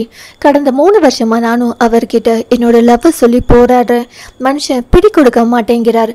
கொஞ்சம் பேசினாலே பல்ல இழிக்கிற ஆண்களுக்கு மத்தியில் அவர் ஒரு ஜெம். நான் கூட அவர்கிட்ட கேட்டு பார்த்துட்டு மேரேஜ் இல்லாத ரிலேஷன்ஷிப்க்கு கூட ஓகேன்னு, அதுக்கும் பதில் பேச மாட்டேங்கிறார். எனக்கு இந்த சினி இண்டஸ்ட்ரி அழுத்து போச்சு. குடும்பம் குழந்தைகள்னு செட்டில் ஆகலாம்னு ஆசையா இருக்கு. அதிதி பேசியது கேட்டு ருத்ரஸ்ரீ திகைத்து போய்விட்டாள். இப்படியும் ஒரு பெண் இருப்பாளா என்பதை விட இப்படியும் ஒரு ஆண் இருப்பானா என்று சமய சந்தர்ப்பம் வழி அமைந்தும் தவறு செய்யாமல் ஒழுக்கத்துடன் வாழ வேண்டும் என்றால் எத்தனை மனதிடம் வேண்டும் அவனுக்கு. அவள் மனதில் ஜெகன் மீதான மதிப்பு ஏறிக்கொண்டே போனது. நீங்க அவரோட க்ளோஸ் ஃப்ரெண்டுங்கிறதால தான் நான் இதை உங்ககிட்ட சொல்லிக்கிறேன். நீங்க எனக்காக அவர்கிட்ட கொஞ்சம் பேசி பாருங்களேன். சரி சரி.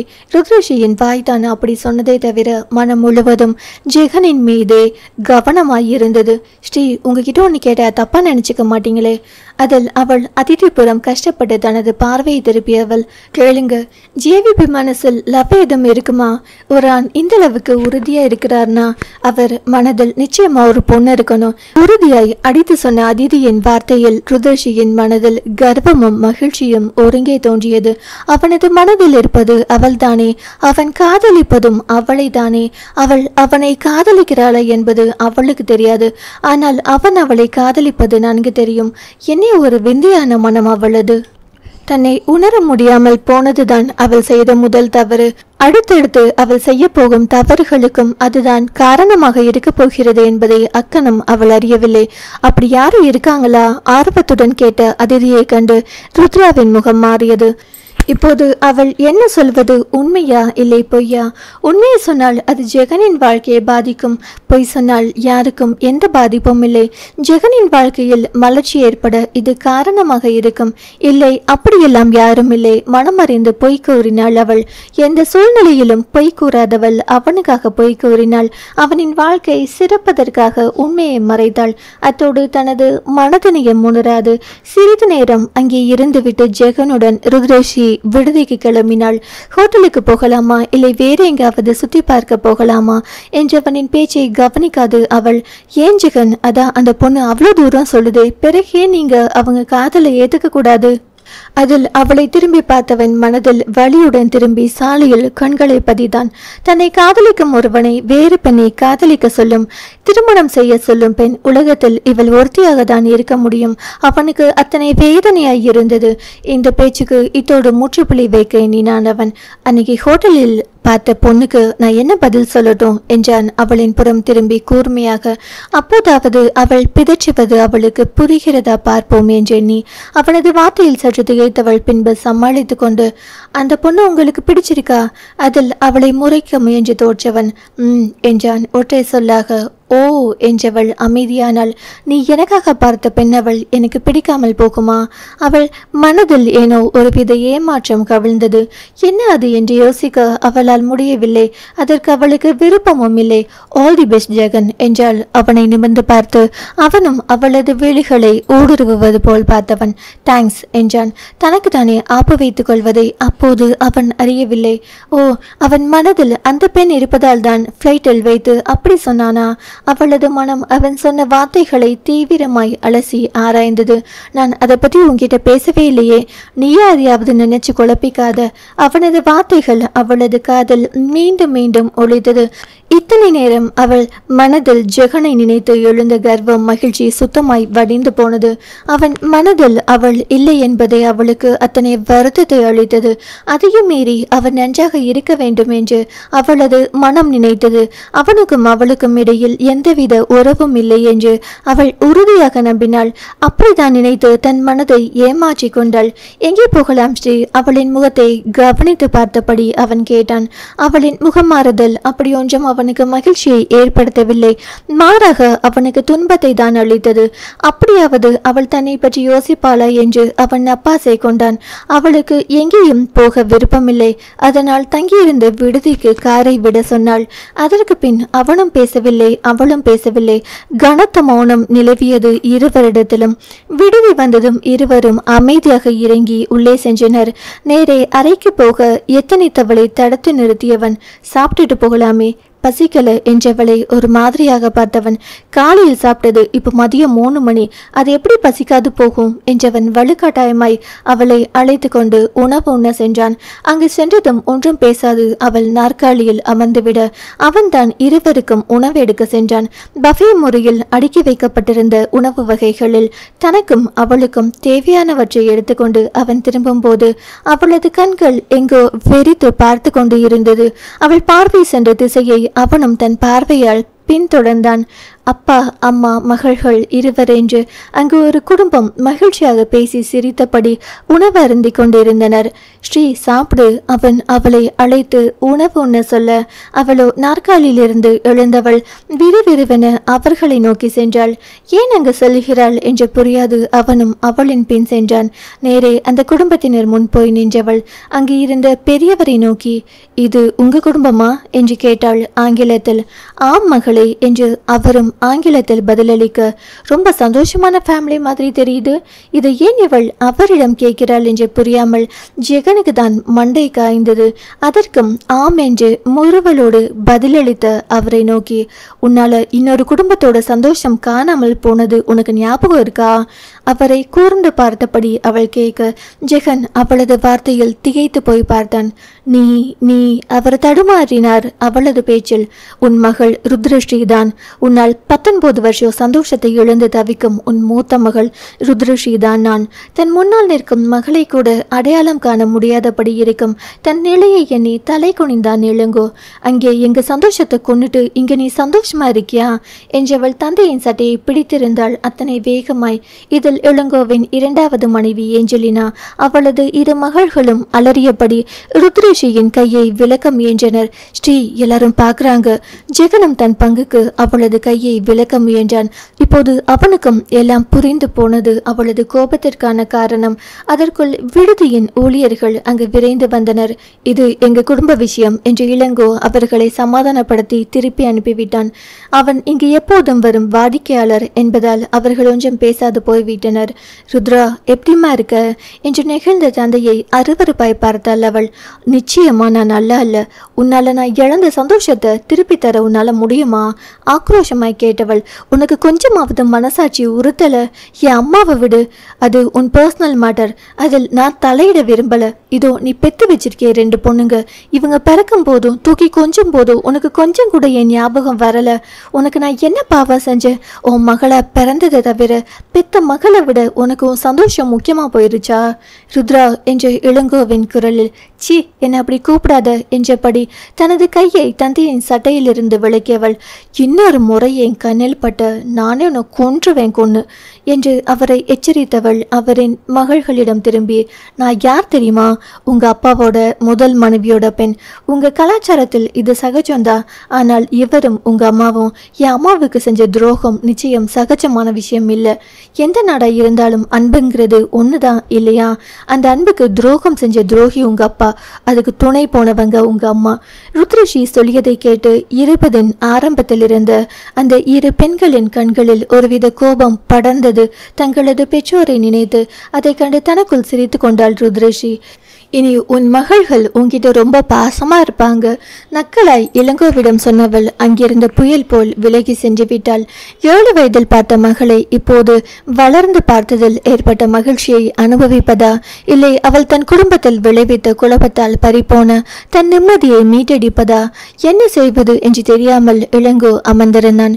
ஐ ஹேட் யூ டாட் என்றபடி கோபத்தோடு இரு மகள்களும் எழுந்து சென்றுவிட ஏஞ்சலினா மட்டும் அவனுடன் இருந்தாள். எல்லாம் சரியாகுங்களா என்று அவள் ஆறுதல் சொல்ல இத்தனை வருடம் இல்லாத குற்ற குறுகுறுப்பு அவனை ஆட்கொள்ள தலை கவிழ்ந்து அமர்ந்திருந்தான் இளங்கோ. ஒரு மகளின் அன்பை கொஞ்சதற்கு தண்டனையாக அவன் இரு மகள்களின் அன்பை இழந்திருந்தான். ஸ்ரீ என்று அழைத்தபடி ஜெகன் ருத்ரஷியின் பின்னே சென்றான். அவளோ அவனை உணர்வதாய் இல்லை. 10வது மாடியில் இருந்த அவளது அறைக்கு மின் தூக்கியில் செல்லாமல் படியில் ஏறி சென்று கொண்டிருந்தாள். அவளது மனம் அந்தளவுக்கு கொதித்து கொண்டு இருந்தது தந்தையின் துரோகத்தை எண்ணி. கோபப்படாத ஸ்ரீ, அமைதியா உட்கார்ந்து யோசிச்சு பாரு. அவளுடன் இணைந்து நடந்தபடி அவன் அவளுக்கு அறிவுரை கூற, அதில் அவனை திரும்பி பார்த்தவளின் பார்வையில் திரிந்த கனலில் அவனின் வாய் தானாக மூடிக்கொண்டது. அவளது அறை வந்ததும் அதை திறந்து கொண்டு அவள் உள்ளே செல்ல அவன் அவளுடன் போவதா வேண்டாமா என்று யோசித்தபடி நொடி பொழுது தாங்கி நின்றவன் அவளின் மனநிலை புரிந்து ஆபத்துக்கு பாவமில்லை என்று அவளுடன் உள்ளே சென்றான். எவ்வளவு தைரியம் இருக்கணும் அவனுக்கு! கொஞ்சம் கூட குற்ற உணர்ச்சி இல்லாம மனைவி குழந்தைன்னு எப்படி சந்தோஷமா வாழ முடியுது? அங்க அப்பாவுக்காக நான் அழுது கரைஞ்சிட்டு இருந்தேன். இங்க அவன் புது பொண்டாட்டி கூட சந்தோஷமா இருந்திருக்கான். ஆங்கிலத்தில் இருந்த அனைத்து கெட்ட வார்த்தைகளையும் கொண்டு தந்தையை அச்சித்தவள். அவனை எல்லாம் முச்சந்தியில் நிக்க வச்சு சுடணும் என்று கோபமாய் படப்படுத்தாள். எவ்வளவு பாசம் வச்சிருந்தேன். அப்பா தான் உலகம்னு வாழ்ந்துட்டு இருந்தேன். அப்படிப்பட்ட என்ன கேவலம் உடல் சுகத்துக்காக குப்பையை போல் தூக்கி போட்டுட்டு போயிட்டு இந்த ஆம்பளைங்களுக்கெல்லாம் உடல் சுகம் மட்டும்தான் முக்கியம் இல்லையா? பெண்களுக்கு மனசுன்னு ஒண்ணு இருக்கிறது அவங்களுக்கு தெரியுமா தெரியாதா? எதையோ நினைத்து கொண்டு சொன்னவள் முகத்தில் அளவுக்கு அதிகமாய் ஆத்திரம் மட்டுமே நிறைந்திருந்தது. மீண்டும் தந்தையை சந்தித்தது அவளின் மனதை முன்பு போல் இறுக செய்திருந்தது. இத்தனை நாளாய் ஜெகனின் அன்பில் இழகி வந்த ருத்ரஸ்ரீ இவள் இல்லை. நீ நினைக்கிற மாதிரி எல்லா ஆண்களும் அப்படி இல்லை ஸ்ரீ. ஜெகன் மெதுவை எடுத்து சொன்னான். அவனை உறுத்தி விழித்தவள் அத்தனை நேரம் தனது மனதை அரித்து கொண்டிருந்த ஏமாற்றத்தை வார்த்தைகள் என்னும் அம்பு கொண்டு கூர்மையாய் அவனை நோக்கி தாக்கினாள். அத நீ சொல்லாத என்றாள் ஆக்ரோஷமாய். அதை கண்டு அவன் அதிர்ந்து போய் விழித்தான். தான் என்ன தவறு செய்தோம் என்று. நீயும் அதே இன்னும் தானே. நான் காதல் வேண்டாம்னு சொன்னதும் அடுத்த நொடி உன் மனத்தை மாற்றிக்கொண்டவன் தானே நீ மட்டும் என்ன ஒழுங்கு. கோபத்தில் அவளில் வாயிலிருந்து வார்த்தைகள் கண்டபடி வெளிவந்தது. வேண்டாம் ஸ்ரீ, என்ன நடந்ததுன்னு புரியாமல் பேசாத. என்ன புரியாமல் பேசுறேன்? உனக்கும் கார்த்திக்குக்கும் என்ன வித்தியாசம் இருக்கு? நான் அவன் வழிக்கு வரலன்னதும் அவன் என்னை விட்டுட்டு போயிட்டான். அது மாதிரிதான் நீயும் உன் வழிக்கு வரலன்னதும் நீயும் என்னை கழட்டி விட்டுட்ட. அவள் பேசியதை கேட்டு அவன் தலையில் கை வைத்தான். தான் பேசியதற்கு இப்படி ஒரு அர்த்தம் இருக்கக்கூடும் என்று அவன் சத்தியமாக நினைக்கவில்லை. எல்லா ஆம்பளைங்களும் ஒரே மாதிரி தான். என் அப்பா கார்த்திக் அப்புறம் நீ, அவங்க 2 பேருக்கிட்ட இருந்த வாழ்க்கையில் அத்தனை அடி வாங்கியும் அடங்காம நான் உன்னை நம்பினே பாரு.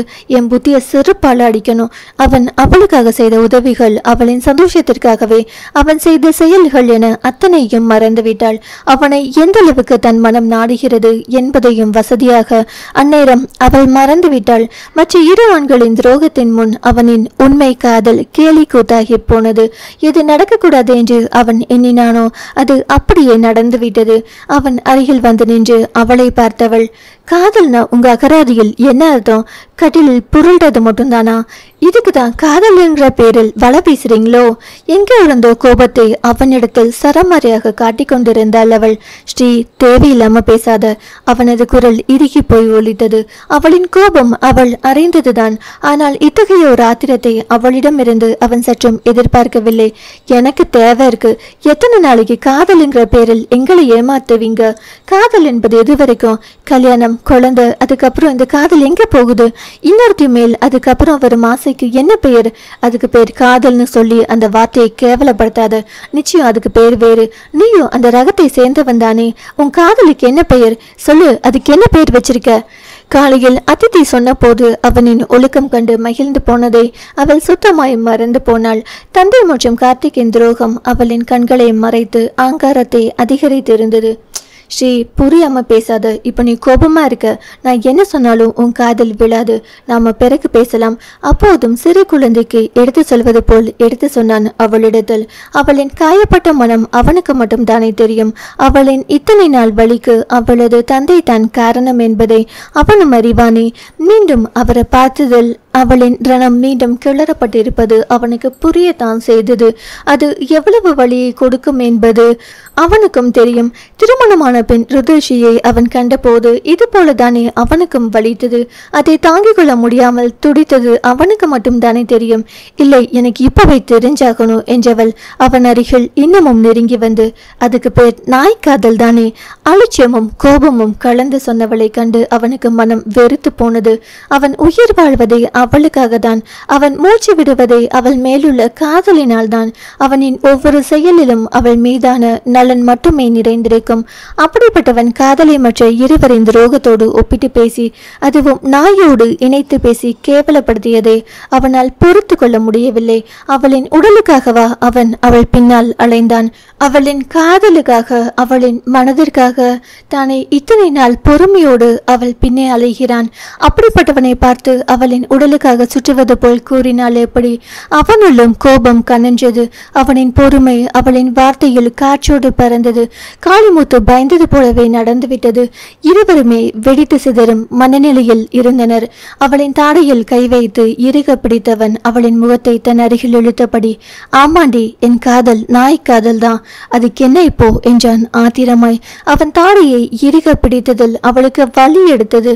ஆனாலும் அவனிடம் அதை காட்ட மனமில்லாமல் அடக்கி கொண்டு அவனை நிமிர்வாய் பார்த்தாள் அவள். அவள் முகம் அதை காட்டாவிட்டாள் என்ன? அவளது கண்கள் அவனிடத்தில் அவளின் வலியை காட்டி கொடுத்து எட்டப்பன் வேலையை செவ்வனே செய்தது. எப்போதும் அவளின் ஒரு பார்வையில் அவளின் மனதினை புரிந்து கொள்பவன் இப்போது அவளின் கண்களில் இருந்த வலி புரிந்த போதும் கொஞ்சமும் தனது கையை தளர்த்தவில்லை. அவளின் இந்த கோபம் அவனது காதல் திசை மாறி சென்றதால் வந்ததன் விளைவு என்பதை அவனும், அவனின் இந்த கோபம் தனது காதலை இப்படி கேவலப்படுத்தி ஆகிவிட்டாளே என்பதனால் விளைந்த விளைவு என்பதை அவளும் அந்த கணம் உணரவில்லை. அர்த்தமில்லா கோபம் அவளது, அர்த்தமுள்ள ஆத்திரம் அவனது.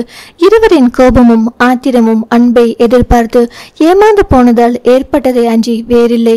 இருவருமே அவரவர் பிடியில் நிலையாய் நின்றனர். இதனால் வரை இருவருக்கும் இடையில் இருந்த புரிந்துணர்வு அவர்களின் கோபம் கண்டு பயந்து போய் ஓடி ஒளிந்து கொண்டது. இருவருக்கும் காலம் ஏற்படுத்திய மனக்காயத்தை ஒருவருக்கொருவர் வார்த்தைகள் கொண்டு குத்தி கிழித்து மேலும் காயப்படுத்தி கொண்டனர். இதில் இருவருக்கும் மிஞ்சியது வலியும் வேதனையும் மட்டுமே. அத்தியாயம் 44. நீ என்னை எவ்வளோ கேவலப்படுத்தினாலும் நான் உன் பின்னாடி நாய் மாதிரி சுற்றி வரேன்ல, அந்த திமிரு தாண்டி உன்னை இந்த மாதிரியெல்லாம் பேச வைக்குது. ருத்ரஸ்ரீயின் தாடையில் பதிந்திருந்த தனது கையை இன்னும் கோபமாய் அழுத்தினான் ஜெகன். அந்த அளவுக்கு அவனின் மனம் கொதித்து போயிருந்தது. அதை அவனது கை அழுத்தத்தில் அவன் காட்டினான். என்ன பெண்ணவள் என்கிற ஆதங்கமும் கோபமும் அவனது மனதில் விஸ்வரூபம் எடுத்திருந்தது. கையை எடுடா. அவனது கையை பிடித்து தள்ள முயன்றாள் அவள். வழியில் அப்படி செய்தாளா, இல்லை அவனது தொடுகை பிடிக்காமல் அப்படி செய்தாளா, எது என்று தெரியாமல் அவனின் கையை விலக்க முயன்றாள். அவளது செய்கையில் அவனது அழுத்தம் சற்று குறைந்தாலும் முழுவதுமாய் அவன் தனது கையை எடுத்துவிடவில்லை. அவளது வார்த்தையில் மனதில் அத்தனை கோபம், வேதனை, வலி எழுந்த போதும் கடைசி முறையாய் ஒரு வாய்ப்பாய் அவளது கண்களை உற்று நோக்கினான். தனது காதலின் மிச்ச சொச்ச பிரதிபலிப்பு ஏதும் அவளது கண்களில் தெரிகிறதா என்று. அவளோ உணர்வில்லாது வெறுமையான பார்வையை அல்லவா அவன் மீது செலுத்தி கொண்டிருந்தாள். அதில் அவனுக்கு முற்றிலும் மனம் வெறுத்து போனது. நான் கொஞ்சம் கூட உன் மனதை பாதிக்கவில்லையா பெண்ணே? உனக்காக நான் எடுத்த அத்தனை முயற்சியும் விழுலுக்கு இறைத்த நீராய் வீணாய் போனதே. ஏன் பெண்ணே, ஏன் என்னை புரிந்து கொள்ள மறுக்கிறாய்? நீ என்னை தேடி தவித்தது, என் அருகாமையை நாடியது, இதுக்கெல்லாம் என்ன அர்த்தம் பெண்ணே? அதை நீ உணர்ந்தாயா இல்லையா? இல்லை உணர மறுக்கிறாயா? எதனால் அவள் இப்படி இருக்கிறாள் என்று அவனுக்கு சத்தியமாக தெரியவில்லை. ஒன்று மட்டும் புரிந்தது, அவளை மாற்றுவது என்பது அவ்வளவு எளிதல்ல என்று. அவனுடைய காதல், இத்தனை நாள் அவன் கடைபிடித்த பொறுமை எல்லாம் அவளுக்காக தானே. அதை கூட புரிந்து கொள்ள மறுக்கும் அவள் மீது அவனுக்கு வருத்தம் தான் எழுந்தது. கையேடுன்னு சொல்றேன்ல. அவனின் வலிமை மிகுந்த கையை அகற்ற முடியாமல் அடக்கப்பட்ட கோபத்தில் அவளது குரல் ஒலித்தது. அதை கண்டு அவன் இளக்காரமாய் சிரித்தான். என்னோட கைப்பிடிய கூட உன்னால விளக்க முடியல. அப்படிப்பட்ட உனக்கு எதுக்கு இத்தனை வாயி, இத்தனை கோபம் என்று கிண்டலாய் கேட்டவன், நாய் காதல்னா என்னன்னு இப்போ உனக்கு நான் புரிய வைக்க வாடி என்று கோபத்தோடு கேட்டபடி ஜெகன் அவளின் முகத்தின் அருகே குனிந்தான். என்ன செய்ய காத்திருக்கிறானோ என்று மனதில் அச்சத்துடன் நினைத்தாலும் அவள் தைரியமாக அவனின் கண்களை உற்று நோக்கினாள். ஒன்று அவனை கண்டு பயப்பட வேண்டும், இல்லை என்றால் உருக வேண்டும். இந்த இரண்டும் இல்லாது இது என்ன வேறு மாதிரி உணர்வு? அவளின் தைரியத்தை அவன் திமிர் என்றே நினைத்தான். அந்த திமிரை அவனது காலடியில் போட்டு நசுக்கினால் தான் என்ன? அவன் மனதில் விடாமல் எரிந்து கொண்டிருக்கும் காதல் தீயை அவளை புசித்து அணைத்தால் தான் என்ன என்கிற வேகம் அவனுள் எழுந்தது ஆளி பேரலையாய். ஆனால் அதன் பின் அந்த நினைவே கசந்தது அவனுக்கு. அவனா அப்படி நினைத்தது? அவனால் அதை இன்னமும் நம்பவே முடியவில்லை. அவள் மீதான அவனது ஆழமான காதல் எங்கே போனது? அவனுக்கு தன் மேலேயே அத்தனை வெறுப்பாய் இருந்தது. அதை அப்படியே அவளிடத்தில் காட்டினான். சி என்றபடி அவளை தள்ளிவிட்டவன், எந்த ஒரு உணர்வும் இல்லாத உன்னை தொடணுங்கிற அவசியம் எனக்கு இல்லை. நாய் காதலா இருந்தாலும் அதிலும் காதல் இருக்கணும். ஆனால் உன்கிட்ட அப்படி எதுவுமே இல்லடி. பொன்னாடி நீ ராட்சசி. தன் மீது எழுந்த வெறுப்பு தன்னை இந்த அளவுக்கு கீழ்த்தரமாக எண்ண வைத்த அவள் மீது கனஞ்ச கோபம் எல்லாம் சேர்த்து அவனை வார்த்தைகளை சிதறடிக்க வைத்தது. கார்த்திக் கூறிய அதே வார்த்தைகளை ஜெகனும் கூறியதை கேட்டு அவளின் மனம் மிகவும் அடிபட்டு போனது. எல்லா ஆண்களும் ஒரே குட்டையில் ஊறிய மட்டைகள் தான் என்கிற திடமான முடிவுக்கு வந்துவிட்டாள் அவள். எனக்கு உணர்வு இருக்கா இல்லையான்னு உன்கிட்ட காட்டணும்னு எந்த அவசியமும் எனக்கு இல்லை. முதலில் நீ இந்த அறையை விட்டு வெளியில் போ. அரை கதவை நோக்கி கை காட்டியவளிடம் அதற்கு மேல் பேச பிடிக்காமல் வெளியில் வந்துவிட்டான் அவன். தனது அறைக்குள் வந்தும் அவனால் மனக்கொதிப்பை அடக்க முடியவில்லை. உன்னையெல்லாம் இப்படி அமைதியா விட்டுட்டு வந்திருக்க கூடாது. உணர்வு இருக்கா இல்லையான்னு உன்னை டெஸ்ட் பண்ணி பார்த்துட்டு வந்திருக்கணும். மற்ற ஆண்கள் மாதிரி நான் நடந்திருந்தா தெரிஞ்சிருக்கும் செய்தி. எத்தனை முறை கட்டுப்படுத்த முயன்றும் அவன் மனது கட்டுக்கடங்காமல் அவளிடமே வந்து நின்றது. அவனின் காதல் கொண்ட மனம் அவள் தன்னை விட்டு விலகி எட்டாத தொலைவுக்கு சென்று சென்றுவிட்டாள் என்பதை ஏற்றுக்கொள்ள மறுத்தது. அவளுக்கோ அவனை பற்றிய சிந்தனையை விட அவளது தந்தையை பற்றிய சிந்தனைதான் அதிகம் இருந்தது. உடனே தனது தாய்க்கு அழைத்தாள். நேர வித்தியாசத்தை கூட அவள் பொருட்படுத்தவில்லை. மறுபக்கம் அவர் எடுத்ததும் கோபத்துடன் கத்தினாள். நம்ம நிம்மதியை குழு தோண்டி புதைச்ச உங்க புருஷன் இங்க நல்லா நிம்மதியா சந்தோஷமா இருக்காரு. எடுத்தவுடன் படப்படுத்தவளை கண்டு புரியாது. ருத்ரா, என்ன சொல்றமா? ஒன்னும் புரியல. மகளின் கோபம் எதனால் என்று தெரியாமல் மறுபக்கம் சோபனா விழித்தார். உங்க புருஷன் அந்த எழுங்கோவை பத்தி தான் நான் சொல்றேன். மகள் கூறியது கேட்டு சோபனாவின் இதயம் ஒரு நொடி நெஞ்சு துடித்தது. என்ன சொல்ற? அவரது குரல் நடுங்கியது. என்ன சொல்றீங்க? அந்த ஆளு இங்க ஒரு கல்யாணம் பண்ணிக்கிட்டு சந்தோஷமா 2 மகளோட வாழ்ந்துகிட்டு இருக்கான். அதை கேட்டு அவரது இதயம் 2 துண்டாய் பிளப்பது போல் வலித்தது. என்ன இருந்தாலும் ஒரு காலத்தில் இளங்கோவை உயிருக்கு உயிராய் நேசித்தவர் அல்லவா? அதனால் தான் இந்த வயதிலும் அவரால் அதை தாங்கிக் கொள்ள முடியவில்லை. மனதில் வேதனையை தாங்க முடியாது. அவரது கண்கள் கண்ணீரை சொரிந்தது. தனது மகிழ்ச்சியை தேடி போகிறேன் என்று கணவன் சொன்னது இன்னொருத்தியுடன் வாழ்வதற்காக தானா? ஏற்கனவே அவருக்கு அந்த சந்தேகம் இருந்த போதும் உறுதியாக அது பற்றி தெரியாத காரணத்தால் மனதில் சிறு நம்பிக்கையுடன் காத்திருந்தார். ஆனால் கணவன் அந்த சிறு நம்பிக்கையையும் தகர்த்து எரிந்து விட்டதை நம்ப முடியாது, தாங்க முடியாது. திக்பிரமை பிடித்து அமர்ந்திருந்தார். அவருக்கு கொஞ்சம் கூட குற்ற உணர்வு இல்லமாம். எப்படி மாம் என்னை மறந்துட்டு போனாரு? அந்த அளவுக்கு பாசத்தை காட்டிட்டு மகளாய் அவள் மனம் குமுறினாள். ருத்ரஷியால் அதற்கு மேல் பேச முடியாது. தொண்டை கமறியது. இளங்கோவிடம் பேசும்போது கூட கம்பீரமாக பேசிவிட்டுதான் வந்தாள். இவ்வளவு ஏன் ஜெகனிடமும் அவன் காதல் வேண்டாம் என்று கூறும் போதும் நிமிர்வாய்தான் கூறினாள். ஆனால் அன்னையிடம் பேசும்போது மட்டும் தாய்மடி தேடும் ஓடும் கஞ்சிக்குட்டியாய் அவளது மனம் தவித்தது. அவளது தந்தையின் செயலில் அவளது மனம் அடிப்பட்ட குழந்தையாய் கதறி துடித்தது. ருத்ரா, நீ ஃபீல் பண்ணாது. உனக்கு இந்த அம்மா இருக்கேன். மகளை சமாதானப்படுத்த வேண்டி தனது துயரத்தை தள்ளி வைத்துவிட்டு அவர் மகளை ஆறுதல் படுத்தினார். அதில் அவளது ரணம் மேலும் கிளறப்பட்டதை தவிர ஆறவில்லை. தாத்தா என்னை கண்டிக்கும் போது நீங்க எங்க போனீங்க? அவர் என் கையில் சூடு வச்சப்போ நீங்க எங்க போனீங்க? என்னை மிருக மாதிரி அடிச்சப்போ நீங்க எங்க போனீங்க? என்னோட குழந்தை தனத்தை நான் தொலைச்சப்போ நீங்க எங்க போனீங்க? அப்போ எல்லாம் ஒதுங்கி நின்று வேடிக்கை பார்த்துட்டு இப்போ வந்து நான் இருக்கேன்னு சொன்னா எல்லாம் முடிந்ததா? உங்களுக்கும் உங்க புருஷனுக்கும் அதிக வித்தியாசம் இல்லை. அவர் பண்ணிய துரோகத்தை விட நீங்க எனக்கு பண்ணிய துரோகம் தான் ரொம்ப பெருசு. ஐ ஹேட் யூ மாம். வெறி கொண்டார் போல் கத்தியவள் அலைபேசியை அணைத்து தூக்கி எறிந்தாள். அவளது மனம் ஒரு நிலையில் இல்லை. மனதை அடக்கும் வகையறியாது சிறிது நேரம் அங்கும் இங்கும் அறைக்குள் நடந்தவள் இறுதியில் தனது மடிக்கணினியை எடுத்துக்கொண்டு அமர்ந்தாள். அவள் முடிக்க வேண்டிய வேலைகள் அணிவகுத்து கொண்டு காத்திருந்தது. அதில் மூழ்கியவள் தந்தையை மறந்தாள், ஜெகனை மறந்தாள். இவ்வளவு ஏன் தன்னையே மறந்து போனாள். எல்லோரும் வேலையிலிருந்து விடுபட்டுதான் ரிலாக்ஸ் ஆவார்கள். ஆனால் அவள் தன் வேலையை தான் தனது ரிலாக்ஸாக கருதினாள். சோபனாவோ மகளை நினைத்து கவலை கொண்டவராய் அமர்ந்திருந்தார். மகளின் நினைவில் கணவனின் கவலை கூட பின்னுக்கு தள்ளப்பட்டு விட்டது. கணவன் இறந்த காலம், மகள் நிகழ்காலம், எதிர்காலம் எல்லாமும் அல்லவா? அடுத்த நொடி அவர் ஜெகனுக்கு அழைத்தார். அவனிடம் மட்டும்தான் அவரால் மனம் விட்டு பேச முடியும். சொல்லுங்க ஆண்டி. ஜெகன் தனது குரலில் எதையும் காட்டிக்கொள்ளாது பேச முயன்றான்.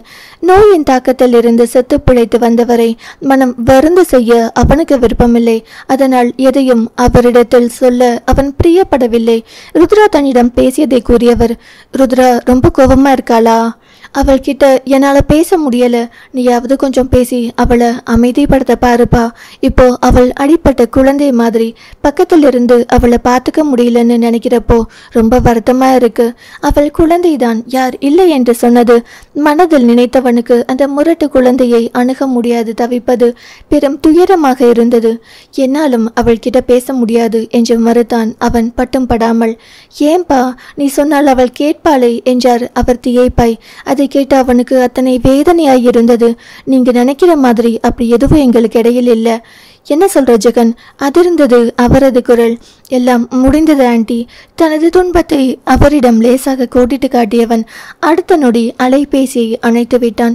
இதற்கு மேல் அவனால் அவரிடத்தில் பேச முடியாது போனது. அப்படி பேசினால் மனதில் உள்ள வருத்தத்தை வார்த்தையில் கொட்டி அவரையும் வருத்தப்பட வைத்து விடுவான். ருத்ரிஷி செய்ததற்கு அவளது அன்னையை வருந்த வைக்க அவனால் முடியாது. சோபனாவுக்கு உலகமே இருண்டது. அவரது வாழ்க்கை பறிபோன போது கூட இந்த அளவுக்கு அவர் வேதனைப்பட்டிருக்க மாட்டார். ஆனால் இன்று அவரது மகளும் அவரை போல் பட்டமரமாய் நிற்பதை கண்டு கலங்கி போனார். ஜெகனை பற்றி அவருக்கு நன்கு தெரியும். அதே போல் அவனது பொறுமையும் அவருக்கு தெரியும். அப்படிப்பட்டவன் இந்த வார்த்தைகளை சொல்கிறான் என்றால் அவரது மகள் அப்படி என்ன பேசி அவனை வருத்தமுற செய்தாலோ? மகளை நினைத்து அவருக்கு பயமாக இருந்தது. அதைவிட அவளது வாழ்க்கையை நினைத்து மிகவும் அச்சமாக இருந்தது. மாலையில் அறைக்கு வந்த செல்வா ஜெகன் இருந்த நிலை கண்டு பதறி போனான். என்னடா, ஏன் இப்படி இருக்க? எதையோ பறி கொடுத்தார் போன்று விரக்தியான மனநிலையில் இருந்த ஜெகனை கண்டு அவன் பதறாமல் இருந்தால்தான் ஆச்சரியம். ஒன்னும் இல்லை, விடு என்று சமாளிக்க பார்த்தான் ஜெகன். செல்வாவை அப்படி சமாளிக்க அவனால் முடியுமா? அவனது இன்பமும் துன்பமும் அந்த அளவுக்கு செல்வாவுக்கு அத்துப்படி. அதுபோல்தான் அவனது மனநிலையும் முகபாவமும். இல்ல மச்சி, ஏதோ இருக்கு, மறைக்காம சொல்லுடா. அதற்கு பதில் பேசாது தலை குனிந்து அமர்ந்திருந்தான் அவன். ருத்ரா எதுவும் சொன்னாளா? செல்வா அப்படி கேட்டதும் படக்கென்று நிமிர்ந்து பார்த்தான் ஜெகன். அதிலேயே செல்வாவுக்கு புரிந்து போனது. அவனது பக்கத்தில் வந்து அமர்ந்தவன். அப்போ கன்ஃபார்மா சிஸ்டர் தான் ஏதோ சொல்லி உன்னை மோதட் பண்ணியிருக்காங்க. அப்படி சிஸ்டர் சொல்லும்படி நீ என்னடா பண்ணி தொலைச்ச? கன்சிமிட்டி குறும்பாய் கேட்டவன். உன் ஆளு எல்கேஜி பாப்பான்னு தெரியும் தானே, அதுக்குள்ள அவசரப்பட்டா எப்படிடா மச்சி? கேலியாய் சொன்னவனை கண்டு அவள் எல்கேஜி பாப்பா இல்லடா, கோவை சரளாவுக்கு அக்காடா என்று வெடித்தான் ஜெகன். அதை கேட்டு என்று கட்டிலில் உருண்டு புரண்டு சிரித்தான் செல்வா. அடி ரொம்ப பலமோ என்றவனை பரிதாபமாய் பார்த்த ஜெகன். ரொம்படா மாப்பிள என்றபடி தனது இதயத்தை தொட்டு காண்பிக்க நண்பனின் கண்களில் இருந்த வேதனையை உணர்ந்தவனாய் செல்வா தனது நகைச்சுவையை கைவிட்டு எழுந்து அமர்ந்தவன் ஜெகனின் தோளில் கை வைத்து, என்ன நடந்துச்சுடா? கடைசியில் என்னையும் என் காதலையும் காமெடி பீஸ் ஆக்கிட்டாடா மாப்பிள என்று வேதனையுடன் கூறியவன் விரிவாய் அதை பற்றி எதுவும் நண்பனிடத்தில் கூறவில்லை. இது அவளுக்கும் அவனுக்கும் இடையே அந்தரங்கம். நண்பனாக இருந்தாலும் அதை சொல்ல அவனுக்கு விருப்பமில்லை. செல்வா புரிந்தது போல் அவனது தோளை ஆறுதலாய் தட்டி கொடுத்தான். அதில் மனம் கலங்கி போன ஜெகன், மாப்பிள என்னால முடியலடா என்றபடி துக்கம் தாங்காது அவனது தோளில் தலை சாய்ந்தான். தோள் கொடுப்பான் தோழன் என்பதற்கெனங்க அந்த நேரத்தில் அவனுக்கு தோள் கொடுத்து ஆறுதலாய் நின்றான் செல்வா. சிஸ்டர் பத்தி தான் தெரியுமேடா, நீங்க கொஞ்சம் பொறுமையா போடா. நானும் எவ்வளவோ பொறுமையா தான் போனேன். ஆனா அவள் என்ன சொல்லியிருந்தாலும் நான் பொறுத்துட்டு போவேன். ஏன்னா ஒரு காலத்தில் நான் பொறுக்கிதான் மொள்ள மாறிதான் அப்படிதான் இருந்தேன். அதை மறுப்பதற்கில்லை. ஆனா அவள் என் காதலை கொச்சப்படுத்திடாடா. அதுவும் என்ன சொன்னா தெரியுமா என்றவன் மேலே அதை சொல்ல முடியாது துயரத்துடன் கண்களை மூடிக்கொண்டான். மச்சி, நீ எதுவும் சொல்ல வேண்டாம், விடு மச்சி. எங்க போயிட போறா? என்னைக்காவது ஒரு நாள் உன்னை தேடி வருவாளாடா? அவளிடம் அவ்வளவு அடிபட்டு வந்தும் அவனது காதல் மனம் அவளுக்காக தான் ஏங்கியது. ஏக்கத்துடன் கேட்ட நண்பனை கண்டு புன்னகைத்த செல்வா, என் மச்சியை விட வேற அவளுக்கு வேற எந்த இளிச்சவாயும் புருஷனா கிடப்பான். அவள் என்ன அடிச்சாலும் தாங்கிக்கிற ஒரே ஆள் இந்த உலகத்தில் நீ ஒருத்தன் தான் மச்சி. இந்த ஒரு குவாலிஃபிகேஷன் போதும் நீ அவளை கல்யாணம் பண்றதுக்கு. நண்பனின் பேச்சில் ஜெகனின் உதடுகள் சிரிப்பில் வளைந்தது. ஆனால் அது அவன் கண்களை எட்டவில்லை என்பது அந்த தோழனுக்கு மட்டுமே புரிந்தது. மச்சி, டின்னர் முடிச்சிட்டு வரலாமா? எனக்கு பசிக்கல என்றவனை வற்புறுத்தி அழைத்து சென்றான் செல்வா. அப்படி செல்லும் போது அவனது கண்கள் அவளது அரைவாசலில் படிந்து மீண்டது. அதன் உள்ளே நடந்த நிகழ்வுகள் அவனது நினைவில் வந்து அவனது முகத்தை இறுக செய்தது. அவளே வந்தாலும் எனக்கு அவள் வேண்டாம்டா மாப்பிள. திருமண அப்படி கூறியவனை புரியாது பார்த்த செல்வா அதற்கு பதில் கூறவில்லை. காதலர்களின் ஊடலின் நடுவே குறுக்கிட்டால் தலை தப்பாது என்று அவனுக்கா தெரியாது. அதனால் அடக்கி வாசித்தான். கீழே உணவு விடுதிக்கு வந்த ஜெகன் உணவு உண்ண செல்லாமல் அங்கு ஓரமாகியிருந்த பாரை நோக்கி சென்றான். இங்கே எதுக்கு மச்சி, அதுவும் வெறும் வயிற்றில்? வேண்டாம்டா, எனக்கு வேணுண்டா என்றவன் அங்கே அமர்ந்து தனக்கு வேண்டிய மதுவை கொண்டு வர சொன்னான். அது வந்ததும் 2 கோப்பையில் ஊற்றிய ஜெகன், மாப்பிள எடுத்துக்கோ என்க. நானா என்று செல்வா சுற்றுமுற்றும் பார்த்தான். ஏனோ அருகில் மனைவி நிற்பது போல் ஒரு பிரம்மை அவனுக்கு. ரம்ஸ் இங்கே இல்லை, அதனால தைரியமா குடி. நானும் ரம்ஸ் கிட்ட மூச்சு விட மாட்டேன். ஜெகன் கூறியதை நம்பி செல்வா ஆனந்த பரவசத்துடன் அவசரமாய் அந்த மது கோப்பையை எடுத்து வாயில் சரித்தான். அவனை குடிக்க சொன்ன ஜெகனோ மது கோப்பையை கையில் வாயில் வைத்தபடி குடிக்காமல் அதை வெறித்து பார்த்து கொண்டிருந்தான். அவனுக்கு நிச்சயமாய் தெரியும், இந்த மதுவின் போதையால் கூட அந்த மாதுவால் ஏற்பட்ட காயத்தை ஆற்ற முடியாது என்று. இந்த வலி வேதனையானது அவனது உயிர் உடலை விட்டு பிரிந்தால் மட்டுமே அவனை விட்டு விலகும். செல்வாவோ அவன் சொன்னதை நம்பி மேலும் மேலும் குடித்து நன்றாக போதை ஏற்றி கொண்டான். போலாமா மாப்ள? கையில் இருந்ததை குடிக்காமல் மேசை மீது வைத்து விட்டு எழுந்த நண்பனை அதிர்ச்சியுடன் பார்த்த செல்வா, மச்சி இப்படி கவுத்துட்டியடா, உன்னை நம்பிதானடா குடிச்சேன் என்று அழாத குறையாய் சொல்ல, என்ன நம்பியா? இது என்ன புது கதை? புரியாமல் அவன் கேட்க, நீ சோகமா இருந்ததால குடிச்ச, உனக்காக நான் குடிச்சேன்னு ராம்ஸ் கிட்ட சொல்லி சமாதானப்படுத்தலாம்னு இருந்தேன். இப்போ நான் என்ன சொல்லி அவளை சமாதானப்படுத்துறது மச்சி? அவன் கவலை அவனுக்கு. இங்கே எங்கடா ராம்ஸ் இருக்கா? எரிச்சலுடன் ஜெகன் கேட்க, இங்க இல்லதா, ஆனா இப்போ ஃபோனில் பேச கூப்பிடுவாளே மச்சி. நான் பேசுறதை வச்சு என் மகன் வாண்டு பைய கூட நான் குடிச்சிருக்கேன்னு கண்டுபிடிச்சிடுவான். உன் தங்கச்சி சிஐடிக்கு துப்பறிறதுக்கு சொல்லியா கொடுக்கணும்? இப்படி நண்பனை நம்பி சொந்த காலில் சூனிய வச்சுக்கிட்டே செல்வா. தனது முகத்துக்கு நேரே ஆள்காட்டி விரலை நீட்டிய செல்வா தன்னைத்தானே கேட்டுக்கொள்ள அவன் பண்ணும் அலம்பல்களை கண்டு அடக்க மாட்டாமல் சிரித்தான் ஜெகன். மனம் விட்டு சிரிக்கும் அவனை ஆதரத்துடன் பார்த்தான் செல்வா. அந்நேரம் அங்கு ருத்ரஷி உணவருந்த வந்தாள். வரும்போதே அவளது கண்ணில் ஜெகன் சிரிப்பு விழுந்து விட்டது. அதை கண்டு அவள் முகம் இறுகி போனது. அவர்களை கண்டுகொள்ளாது கடந்து சென்றவளை ஜெகனும் பார்த்து விட்டான். அதில் அவனது முகம் சிரிப்பை தொலைக்க இறுக்கமான முகத்துடன் நாற்காலியில் இருந்து எழுந்தவன், போலாம் செல்வா என்க. எல்லாம் சரியாகும் மச்சி என்று செல்வா ஆறுதலாய் கூற வர அதை கையமர்த்தி தடுத்தவன், ஒரு மண்ணும் சரியாக வேண்டாம்டா என்றவனின் குரலில் வெறுப்பே மிதமெஞ்சி இருந்தது. அதை கேட்டு செல்வாவின் மனதில் தான் திகில் படர்ந்தது. இனி என்ன நடக்கப் போகிறதோ என்று மறுநாளே ஜெகன் அங்கே இருக்க பிடிக்காமல் கிளம்பிவிட்டான். அவனுடன் செல்வாவும் கிளம்பிவிட்டான். ஊருக்கு வந்தவனிடம் காளிமுத்து கவலையாக விசாரித்தார். செல்வா மூலம் அவருக்கு ஏற்கனவே விஷயம் தெரிந்திருந்தது.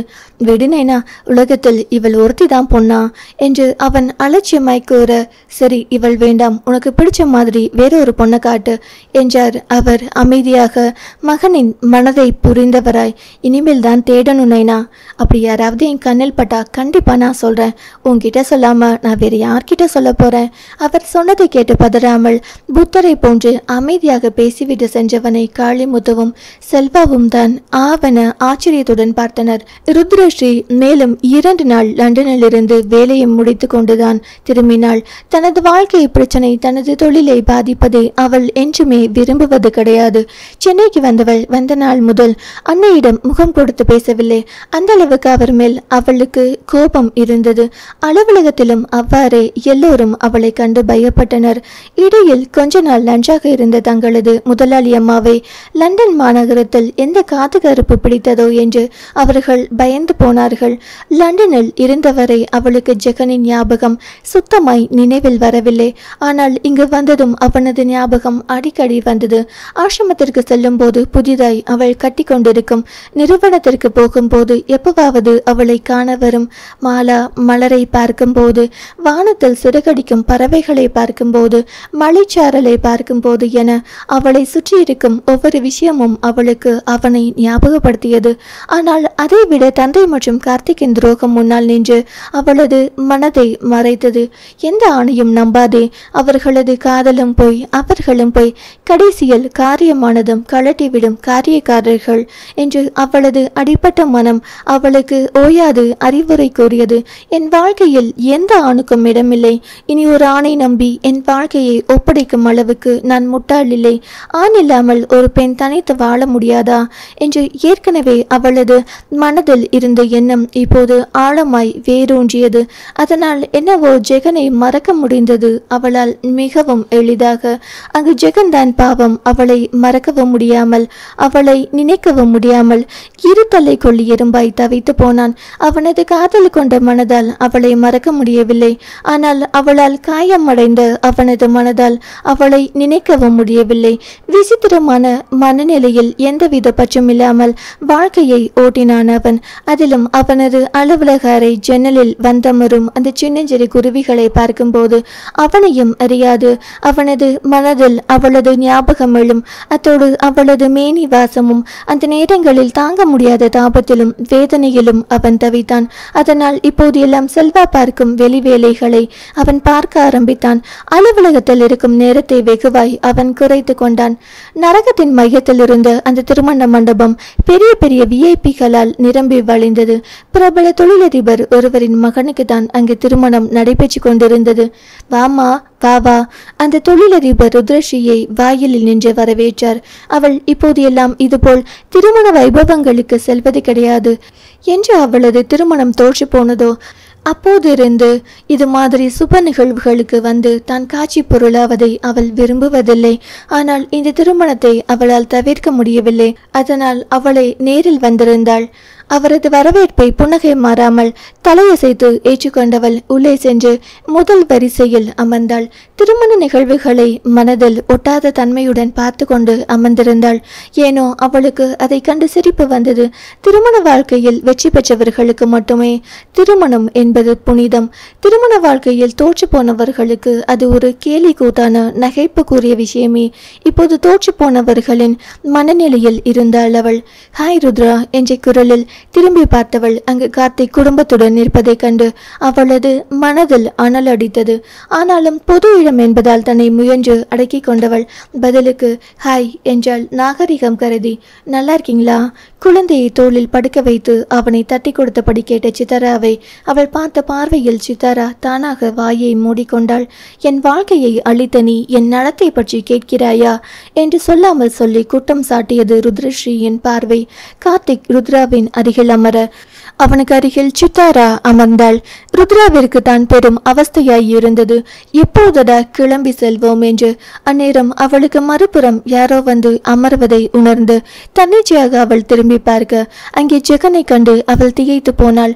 ஆனால் அந்த திகைப்பையும் மீறி அவளது கண்ணில் சிறு ஆவல் ஒன்று மட்டும் எட்டி பார்க்கத்தான் செய்தது. அவனை பார்த்து வெகு நாட்களாகிவிட்டது அல்லவா? மறுநொடி அந்த ஆவல் பொய்யோ என்பது போல் மறைந்து அவளது கண்களில் சீற்றம் வந்து குடியேறியது. என் பக்கத்தில் வந்து ஏன் உட்காருகிறாய் என்பது போல் அவள் அவனை முறைத்து பார்த்தாள். அதைவிட கடுமையுடன் அவன் அவளை முறைத்து பார்த்தான். ஜெகனது கண்கள் ருத்ரஸ்ரீயையும் கார்த்திகையும் மாறி மாறி பார்த்தது ஆத்திரத்துடன். அதை கண்டு அவளது கண்கள் யோசனையாய் இடுங்கின. அத்தியாயம் 45. இவன் எதுக்கு என்ன முறைச்சு பார்க்குறான்? இவன் பண்ணுற வேலைக்கு நான் தான் இவனை முறைச்சு பார்க்கணும். எவ்வளவு தைரியம் இருந்தா இப்படி என் பக்கத்தில் வந்து உட்காருவான்? மனதில் ஜெகனை அச்சித்தபடி மீண்டும் அவன் மீது பார்வையை செலுத்திய ருத்ரஸ்ரீ உண்மையில் குழம்பித்தான் போனாள். ஏனெனில் இப்போது ஜெகன் எந்த ஒரு உணர்வையும் காண்பிக்காது வெற்றி பார்வையாக அவளை பார்த்து வைத்தான். ருத்ரஸ்ரீ கோபமாய் பேச முற்படும் போது அவன் அவளிடமிருந்து தனது பார்வையை திருப்பியவன் தன் அருகில் இருந்தவரிடம் ஏதோ மும்மரமாக பேச ஆரம்பித்தான். அருகில் அவள் ஒருத்தி இல்லாது போன்றதொரு பாவனையை வெகு சிறுத்தையாக காட்டிக்கொண்டான் அவளிடத்தில். அதை கண்டு அவளால் பல்லை மட்டுமே கடிக்க முடிந்தது. வேண்டாம் என்றால் போய் தொலைய வேண்டியதுதானே? திரும்ப திரும்ப என் கண்ணில் பட்டு என் உயிரை ஏன் வாங்குகிறான்? மனதில் அவனை திட்டியபடி சிடுசிடுவென்ற முகத்துடன் அமர்ந்திருந்தாள். திருமணம் எப்போதுடா முடியும் என்று காத்திருந்தவள் போல் அது முடிந்ததும் முதலாளாய் எழுந்தவள் தனது அன்பளிப்பை மணமக்கள் கையில் கொடுத்துவிட்டு மணமேடையை விட்டு கீழே இறங்கிக் கொண்டிருந்தாள். அவள் கார்த்திகையும் கவனிக்கவில்லை, ஜெகனையும் கவனிக்கவில்லை. அப்போது அங்கு மணமேடை ஏறிக்கொண்டிருந்த ஒருவர் அவளை கண்டு நின்றவர். என்ன ருத்ரா, எப்படி இருக்க? உனக்கு என்னம்மா? அந்த பக்கம் முன்னாள் கணவன், இந்த பக்கம் இந்நாள் காதலன்னு ரொம்ப அமர்க்கலமா இருக்கிற மாதிரி தெரியுது. அவரது வெண்கல தொண்டையை வைத்து கொண்டு சும்மா இருக்காமல் கத்தி பேசி ஊர்வம்பு வளர்த்தார் அவளிடம். எதிர்பாராத இந்த விசாரிப்பில் அவள் அதிர்ந்துதான் போனாள். சும்மாவே சமுதாயத்தில் அந்தஸ்து, கௌரவம், மரியாதை என்று அத்தனை பார்ப்பவள், அப்படிப்பட்டவள் இந்த வார்த்தைகளில் கூனி குறுகி போய்விட்டாள். தைரியமான அவளையும் கோழையாக்கும் சொற்களை அவளை நோக்கி வீசிவிட்டு அவர் பாட்டுக்கு சென்றுவிட அவள் தான் அதிலேயே உழன்று மனம் குமரினாள். அந்த சமயம் அவளை கடந்து மேடையேறிய ஜெகனை கண்டு அவளின் இயலாமை கோபமாய் எழுந்தது. எல்லாம் இவனால் தான். இவனை யார் என் பக்கத்தில் வந்து உட்கார சொன்னது? அவள் மனதுக்குள் வெகுண்டாள் அவன் மீது. அப்போது அவள் அவனை கேவலமாக பேசிய மனிதரிடம் ஏதோ பேச பேசி சிரித்து கொண்டிருப்பதை கண்டு அவளுக்கு உடலெல்லாம் மெழுகாயை அரைத்து பூசியது போல் இருந்தது. என்னை அந்த ஆள் கேவலப்படுத்திட்டு போறான், அது என்னன்னு தட்டி கேட்காம இவன் அவன்கிட்ட பல்ல காமிச்சிட்டு பேசிட்டு இருக்கான். இதை கூட தட்டி கேட்க துப்புள்ள. இவனெல்லாம் என்ன காதலிச்சானாம். காதல் எல்லாம் போய். மனதுக்குள் அவனை போட்டு வறுத்தெடுத்தவள் ஜெகன் மணமேடையை விட்டு கீழே இறங்கியதும் அவனை நோக்கி சென்றாள். அவனோ அவளை பார்த்தவன் போல் மண்டபத்தை விட்டு வெளியேறி கொண்டிருந்தான். தனது வேக எட்டுகளால் அவளை வேகமாய் நடப்பவள் இப்போது அவன் அதைவிட வேகமாய் நடந்தான். அவன் பின்னால் வேகமாய் நடந்தவள் அவன் காரில் ஏறும் முன் அவன் முன்னால் கை நீட்டி தடுத்து நிறுத்தினாள். வேகமாய் நடந்து வந்ததாலோ என்னமோ மூச்சு வாங்க நின்றிருந்தவளை ஒரு பார்வை பார்த்தவன் ஒன்றும் பேசாது கைகளை கட்டிக்கொண்டு அமைதியாய் நின்றிருந்தான். உன் மனசுல நீ என்ன நினைச்சிட்டு இருக்க? உனக்கு உட்கார்றதுக்கு வேற இடமா கிடைக்கல, என் பக்கத்துல வந்து உட்காரணுமா? பாரு, உன்னால அந்த ஆள் என்ன பேச்சு பேசிட்டு போறான்னு. இந்த மாதிரி பேச்சுக்கள் வரும்னு தான் நான் என் கூட பழகாதுன்னு சொன்னேன். கடைசியில் அதை நீ உண்மையாக்கிட்ட. கோபமாய் படப்படுத்தவளை முகம் மாறாது பார்த்து கொண்டிருந்தான் அவன். நான் பாட்டுக்கு பேசிட்டே இருக்கேன், நீ பதில் பேசாம கல்லாட்டம் நின்னா என்ன அர்த்தம்? ஓ, பேசி முடிச்சிட்டிங்களா மேடம்? அப்படின்னா கொஞ்சம் வலிய விடுறீங்களா? எந்தவித அலட்டலும் இல்லாமல் அமைதியாய் பேசியவனை கண்டு அவள் தான் திகைத்து போய் நின்றாள். அவளையும் அறியாது அவளது கால்கள் விலகி அவனுக்கு வழிவிட்டது. அவள் வழிவிட்டதும் அவளை திரும்பியும் பாராமல் அவன் தன் காரில் ஏறி அமர்ந்து அதை கிளப்பினான். அந்நேரம் அவளிடம் வம்பு வளர்த்த மனிதர் அவள் முன் வந்து நின்றார். அவளுக்கு வந்த ஆத்திரத்தில் அவரை திட்ட வாயெடுக்க போனவள் அவர் பேசிய வார்த்தைகளை கேட்டு அப்படியே அமைதியாகிவிட்டாள். ஐ எம் சாரி ருத்ரா, என்னை மன்னிச்சிருமா. நான் விவரம் தெரியாம உன்னை தப்பா பேசிட்டேன். இப்போதான் உண்மை தெரிஞ்சது. அவரது வார்த்தையில் மீண்டும் திகைத்து போய் அவள் நிற்க அவர் அங்கிருந்து நகர்ந்து சென்று விட்டார். அவளின் அதிர்ந்த தோற்றத்தை காரின் பக்கவாட்டு கண்ணாடியில் பார்த்து கொண்டே ஜெகன் காரை ஓட்டிக்கொண்டு சென்றான். ஒரு வழியாய் அவள் தன்னை சமாளித்துக் கொண்டு தனது காரில் ஏறினாள். அவர் ஏன் தன்னை தவறாக பேசணும், பிறகு ஏன் மன்னிப்பு கேட்கணும்? அவளுக்கு பெரும் குழப்பமாக இருந்தது. போகும் வழியெல்லாம் அதே யோசனைதான். அதற்கான விடை அடுத்த மாதத்தில் அவளுக்கு தெரிந்தது. அன்று வழக்கம் போல் ருத்ரஸ்ரீ அலுவலக வேலையில் ஈடுபட்டிருந்த போது அவளது அலைபேசி அழைத்தது. தொழில் வட்டாரத்தில் அவளுக்கு தெரிந்த நபர்தான் அவர். அவள் எடுத்ததும் மறுபக்கம் அவர் கூறிய செய்தியை கேட்டு அவள் அதிர்ந்து போனாள். என்ன சொல்றீங்க? இருக்காது, அப்படியெல்லாம் எதுவும் இல்லை. அவர் அதற்கு என்ன பதில் கூறினாரோ அவள் அலைபேசியை அணைத்துவிட்டு தலையில் இரு கைகளையும் வைத்தபடி அமர்ந்து விட்டாள். இது எப்படி சாத்தியம்? அதை நினைக்க நினைக்க அவளுக்கு ஆத்திரமாக வந்தது. மறுநொடி தாமதிக்காமல் ஜெகனுக்கு அழைத்தாள். அவள் மட்டும் அந்த நொடி அவளது கையில் கிடைத்திருந்தாள் அவன் செத்திருப்பான். அந்த அளவுக்கு கொலைவீரியில் இருந்தாள். அவளது அழைப்பு என்று தெரிந்திருந்தும் வேண்டுமென்றே அவன் அதை எடுக்கவில்லை போலும். அப்படிதான் அவள் நினைத்து கொண்டாள். விடாது அவள் அழைப்பு விடுத்த போதும் அவன் எடுக்கவே இல்லை. எவ்வளவு அலட்சியம்! அவளது மனம் நெருப்பாக கனன்றது. வேறு வழியின்றி அவள் செல்வாவுக்கு அழைத்தாள். அவனும் அவளது அழைப்பை எடுக்கவில்லை. டே மச்சி, பார்க்க பாவமா இருக்குடா, நான் போனை எடுக்கவா? செல்வாவுக்கு ருத்ரஸ்ரீயை கண்டு இரக்கமாக இருந்தது. நீ அவளுக்கு பாவம் பார்த்தேன்னு வையே, இப்போ நீ எடுத்ததும் உன்னை கேவலமா பேசி திட்டுவா. இது உனக்கு தேவையா? ஏற்கனவே நான் அவளிடம் வாங்கி கட்டியிருக்கேன். அனுபவஸ்தான் சொல்றேன், ஒழுங்கு மரியாதையா கேளு. ஜெகன் நண்பனை எச்சரித்தான். நீ இப்படி சொல்லிக்கிட்டு தப்பிச்சுக்குவ. நாளைக்கு அவள் என்னை நேரில் பார்க்கும்போது ஏன் இப்படி பண்ணினீங்கன்னு என்னை கேட்டா நான் என்னடா பதில் சொல்றது? உங்க சண்டைக்கிடையில் என்ன இழுக்காதீங்க, உங்க போதைக்கு நான் ஊறுகாய் இல்லை என்றவன். இப்ப நான் போனை எடுத்து ஸ்பீக்கரில் போடுறேன். அவள் பேசுறதுக்கு பதில் நீ தான் சொல்ல போற. நானா? என்னால அது முடியாது. அலட்சியமாய் ஜெகன் தோலை குலுக்கினான். டேய், என்னை கொலைகாரனாக்காத. உன் மனசில் என்ன தாண்டா நினைச்சுக்கிட்டு இருக்க? அதில் ஜெகனது முகத்தில் விரக்தி தான் எழுந்தது. மச்சி, தப்பு மேல தப்பு பண்ணாதடா, பிளீஸ்டா. எதுவா இருந்தாலும் நேரில் பார்த்து பேசி முடிவேடு. அதுக்குள்ள அவள் என்ன கும்மாங்குத்து குத்துறதுக்கா? ஜெகன் நண்பனை முறைத்தான். உன் தலைவிதி அதுதானா? நான் என்ன பண்ண முடியும்? இப்ப நான் போனை ஆன் பண்றேன் என்று செல்வா ருத்ரஸ்ரீ அழைப்பிற்கு செவிசாய்த்தான். சொல்லுமா ருத்ரா, எப்படி இருக்க? தனது பாசமலரை தூதுவிட்டு தான் மட்டும் திட்டு வாங்காமல் தப்பித்து கொள்ள பார்த்தான். அடேங்கப்பா என்பது போல் செல்வாவை பார்த்து தோலை குலுக்கி உதட்டை பிதுக்கி காண்பித்தான் ஜெகன். கொன்னுரு வேண்டா. ஆள்காட்டி விரலை காட்டி அவனை எச்சரித்தான் செல்வா. செல்வாவின் அன்பான விசாரிப்பில் ருத்ரஸ்ரீயின் கோபம் சற்று தணிந்தது. தன் கோபத்தை கட்டுப்படுத்தி கொண்டு, அவர் அங்கே இருக்கிறாரா? எவருமா? தெரியாதது போல் செல்வா கேட்க, ஜெகனோ எந்தவித உணர்வும் இல்லாமல் அலைபேசியை வெறித்து பார்த்து கொண்டிருந்தான். ஜெகன்தான் பல்லை கடித்தாள் அவள். அவளின் பொறுமை கொஞ்சம் கொஞ்சமாய் காற்றில் பறந்து கொண்டு இருந்தது. அவன் ஒரு வேலையாய் வெளியில் போயிருக்கானே, எப்ப வருவாரு தெரியல. அவளுக்கு என்ன செய்வதென்று தெரியவில்லை. அவனை பார்த்தே ஆக வேண்டும். அப்படி ஒரு கட்டாயத்தில் இருந்தாள் அவள். அவனோ அவளிடம் சிக்காமல் கண்ணாமூச்சி ஆடிக்கொண்டிருக்கிறான். அதை நினைத்து அவளுக்கு கோபம்தான் வந்தது. அவர் எத்தனை மணிக்கு வந்தாலும் நான் அவரை சந்திக்கணும்னு சொன்னதா சொல்லுங்க, அதுவும் இன்னைக்கே. ஒருவேளை என்னை பார்க்க வராம தப்பிக்க நினைச்சாருன்னு வைங்க, எந்த ராத்திரியா இருந்தாலும் பரவாயில்லன்னு நான் நேரா அவர் வீட்டுக்கு பார்க்க வருவேன்னு சொல்லி வைங்க என்றவள் அலைபேசியை வைத்து விட்டாள். பேச்சிலேயே என்ன ஒரு டெரர்! அப்பாப்பா தாங்க முடியலடா, ரொம்ப சூடா இருக்கு. செல்வா அலைபேசியை ஜெகனிடம் எடுத்து காட்டினான். அதை வாங்காமல் அவன் தனக்குள் யோசித்து கொண்டிருந்தான். என்னடா இது, வீடு போந்து ரவுண்டு கட்டு வேங்குது. இந்த ரணகாலத்திலும் உன்னை அவர்னு சொன்னதை தாண்டா என்னால ஜீரணிக்க முடியல. செல்வா சோகமாய் சொன்னதை கேட்டு பக்கெஞ்சு சிரித்து விட்டான் ஜெகன். நேரில் வந்து பாரு, நீ வா போன்னு மரியாதையெல்லாம் ரொம்ப பலமா இருக்கும் சிரித்தபடி கூறிய ஜெகனை கண்டு செல்வா, அதுதான் எனக்கு தெரியுமே, ஆனால் அடுத்தவங்க கிட்ட உன்னை விட்டு கொடுக்காம பேசுறாளே, அதுவே அதிசயம்தான். அதை கேட்டு அவன் ஒன்றும் பேசவில்லை. சரி, இப்ப என்ன பண்ண போற? உன்னை நேரில் சந்திக்கணும்னு சொல்றாளே. முகத்தை அழுந்து துடைத்து கொண்டவன், போய் பார்க்க வேண்டியதுதான் என்றான் விட்டேற்றியாய். மச்சி, உண்மையாதான் சொல்றியா? இந்த தைரியத்துக்கே உன்னை பாராட்டணும் மச்சி. சென்று வா மச்சி, வென்று வா என்று செல்வா வாழ்த்து. ஒரு கசந்த முறுவலுடன் அதை கேட்டுக்கொண்டிருந்தான் அவன். ஈவினிங் 7க்கு மீட் பண்ணலாம்னு நான் சொல்ற ஹோட்டலுக்கு அவளை வர சொல்லு. ஏன், இதை நீங்க சொல்ல மாட்டீங்களாக்கும்? அதை கேட்டு செல்வாவை முறைத்தவன், இந்த மெசேஜும் நீ 6 மணிக்கு அனுப்பினால் போதும். ஏண்டா அந்த பொண்ணை போட்டு இப்படி படுத்துற? அவள் என்ன படுத்தியதை விடவா? ஜெகனின் கண்களில் லேசான கோபம் எட்டி பார்த்ததோ. ஜெகன், நீ பேசுறது செய்யறது எதுவுமே சரியில்லை. அதற்கு அழுத்தமாய் ஒரு பார்வை பார்த்தவன், இல்லடா இப்போதான் சரியா செய்ய ஆரம்பிச்சிருக்கேன் என்றவன் அதற்கு மேல் பேச விரும்பாது எழுந்து சென்று விட்டான். முதன்முறையாக நண்பனின் மனதில் என்ன இருக்கிறது என்பது தெரியாமல் திணறினான் செல்வா. சரியாக 7 மணிக்கு அந்த ஹோட்டலுக்குள் நுழைந்தாள் ருத்ரஷி. அவள் மனம் ஆத்திரத்தில் கொந்தளித்து கொண்டு இருந்தது.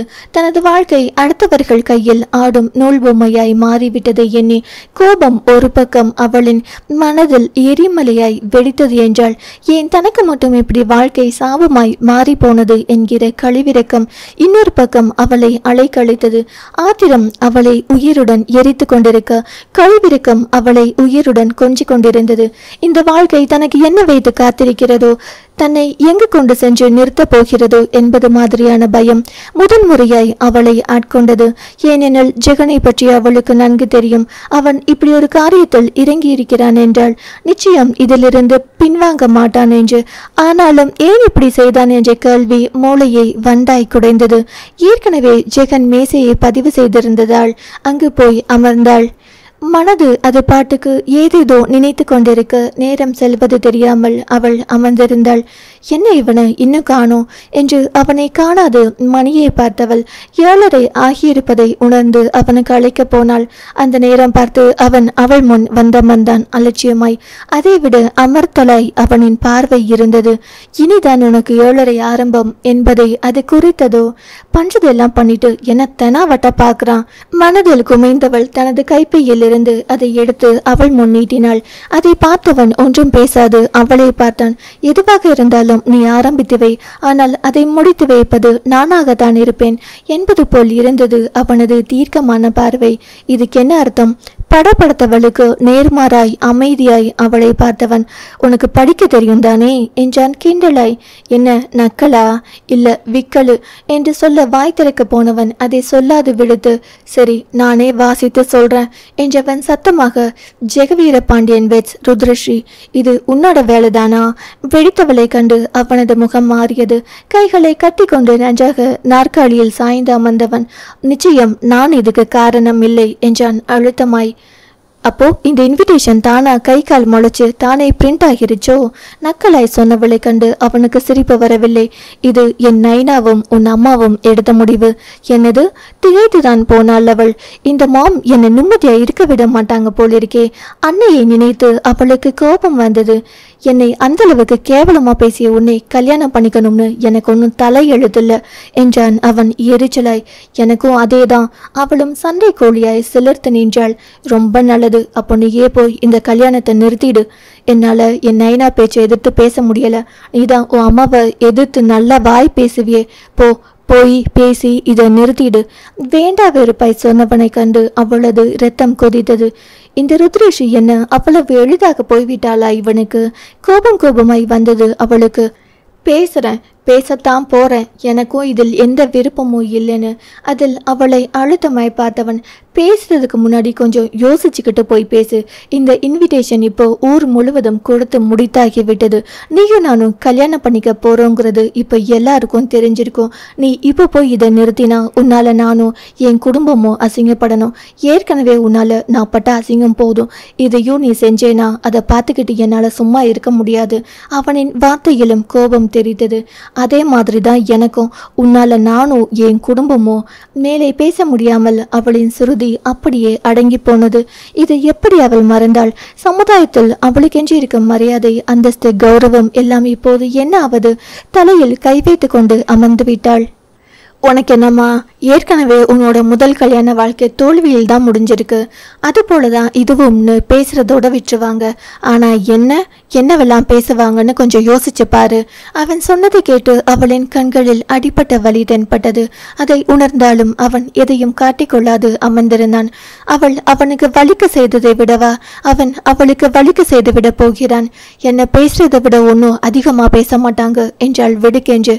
அப்ப சரின்னு சொல்லு. அவனது பார்வை அவளை துளைத்தெடுத்தது. அது எதுக்கு? இன்னொரு முறை வாழ்க்கையில் அடிப்படை என்னால முடியாது என்றால் வேகமாய். இதுதான் உன் முடிவா? அவனின் குரலில் இருந்த அழுத்தம் அவள் என்றும் காணாத ஒன்று. ஆம் என்பது போல் அவளும் அழுத்தமாய் அமர்ந்திருந்தாள். இப்போ என்னோட முடிவை சொல்றேன், நல்லா கேட்டுக்கோ. இந்த கல்யாணத்திலிருந்து எந்த காரணத்தை முன்னிட்டும் நீ பின்வாங்க கூடாது. இப்போ நான் உன் கூட ஜெகனா பேசல, ஜேவிபியா பேசுறேன். எனக்குன்னு தனி கௌரவம் இருக்கு. அதுக்கு ஏதாவது குந்தகம் விளைவிக்கணும்னு நீ நினைச்ச அப்புறம் என்னோட இன்னொரு முகத்தை நீ பார்ப்ப. உன்னோட எந்த முகத்தையும் பார்க்க நான் விரும்பல. எரிச்சலுடன் மொழிந்தவள் தனது முகத்தை திருப்பிக் கொண்டாள். அவனின் முகத்தை பார்க்காது. காலம் முழுவதும் என் முகத்தை பார்த்தாக்க வேண்டும்னு அந்த கடவுள் எழுதி வச்சிருக்காரு. அதை நீ என்ன செய்ய போற? அவனது குரலில் 200% நக்கல் இருந்தது. அதில் பட்டென்று அவனை திரும்பி பார்த்தவள், என்னை கட்டுப்படுத்த யாராலையும் முடியாது, அதுதான் எனக்கு நல்லா தெரியுமே. கேலியாய் கூறியவனை முறைத்து பார்த்தவள், இங்க பார், நான் சொல்றதை கேளு.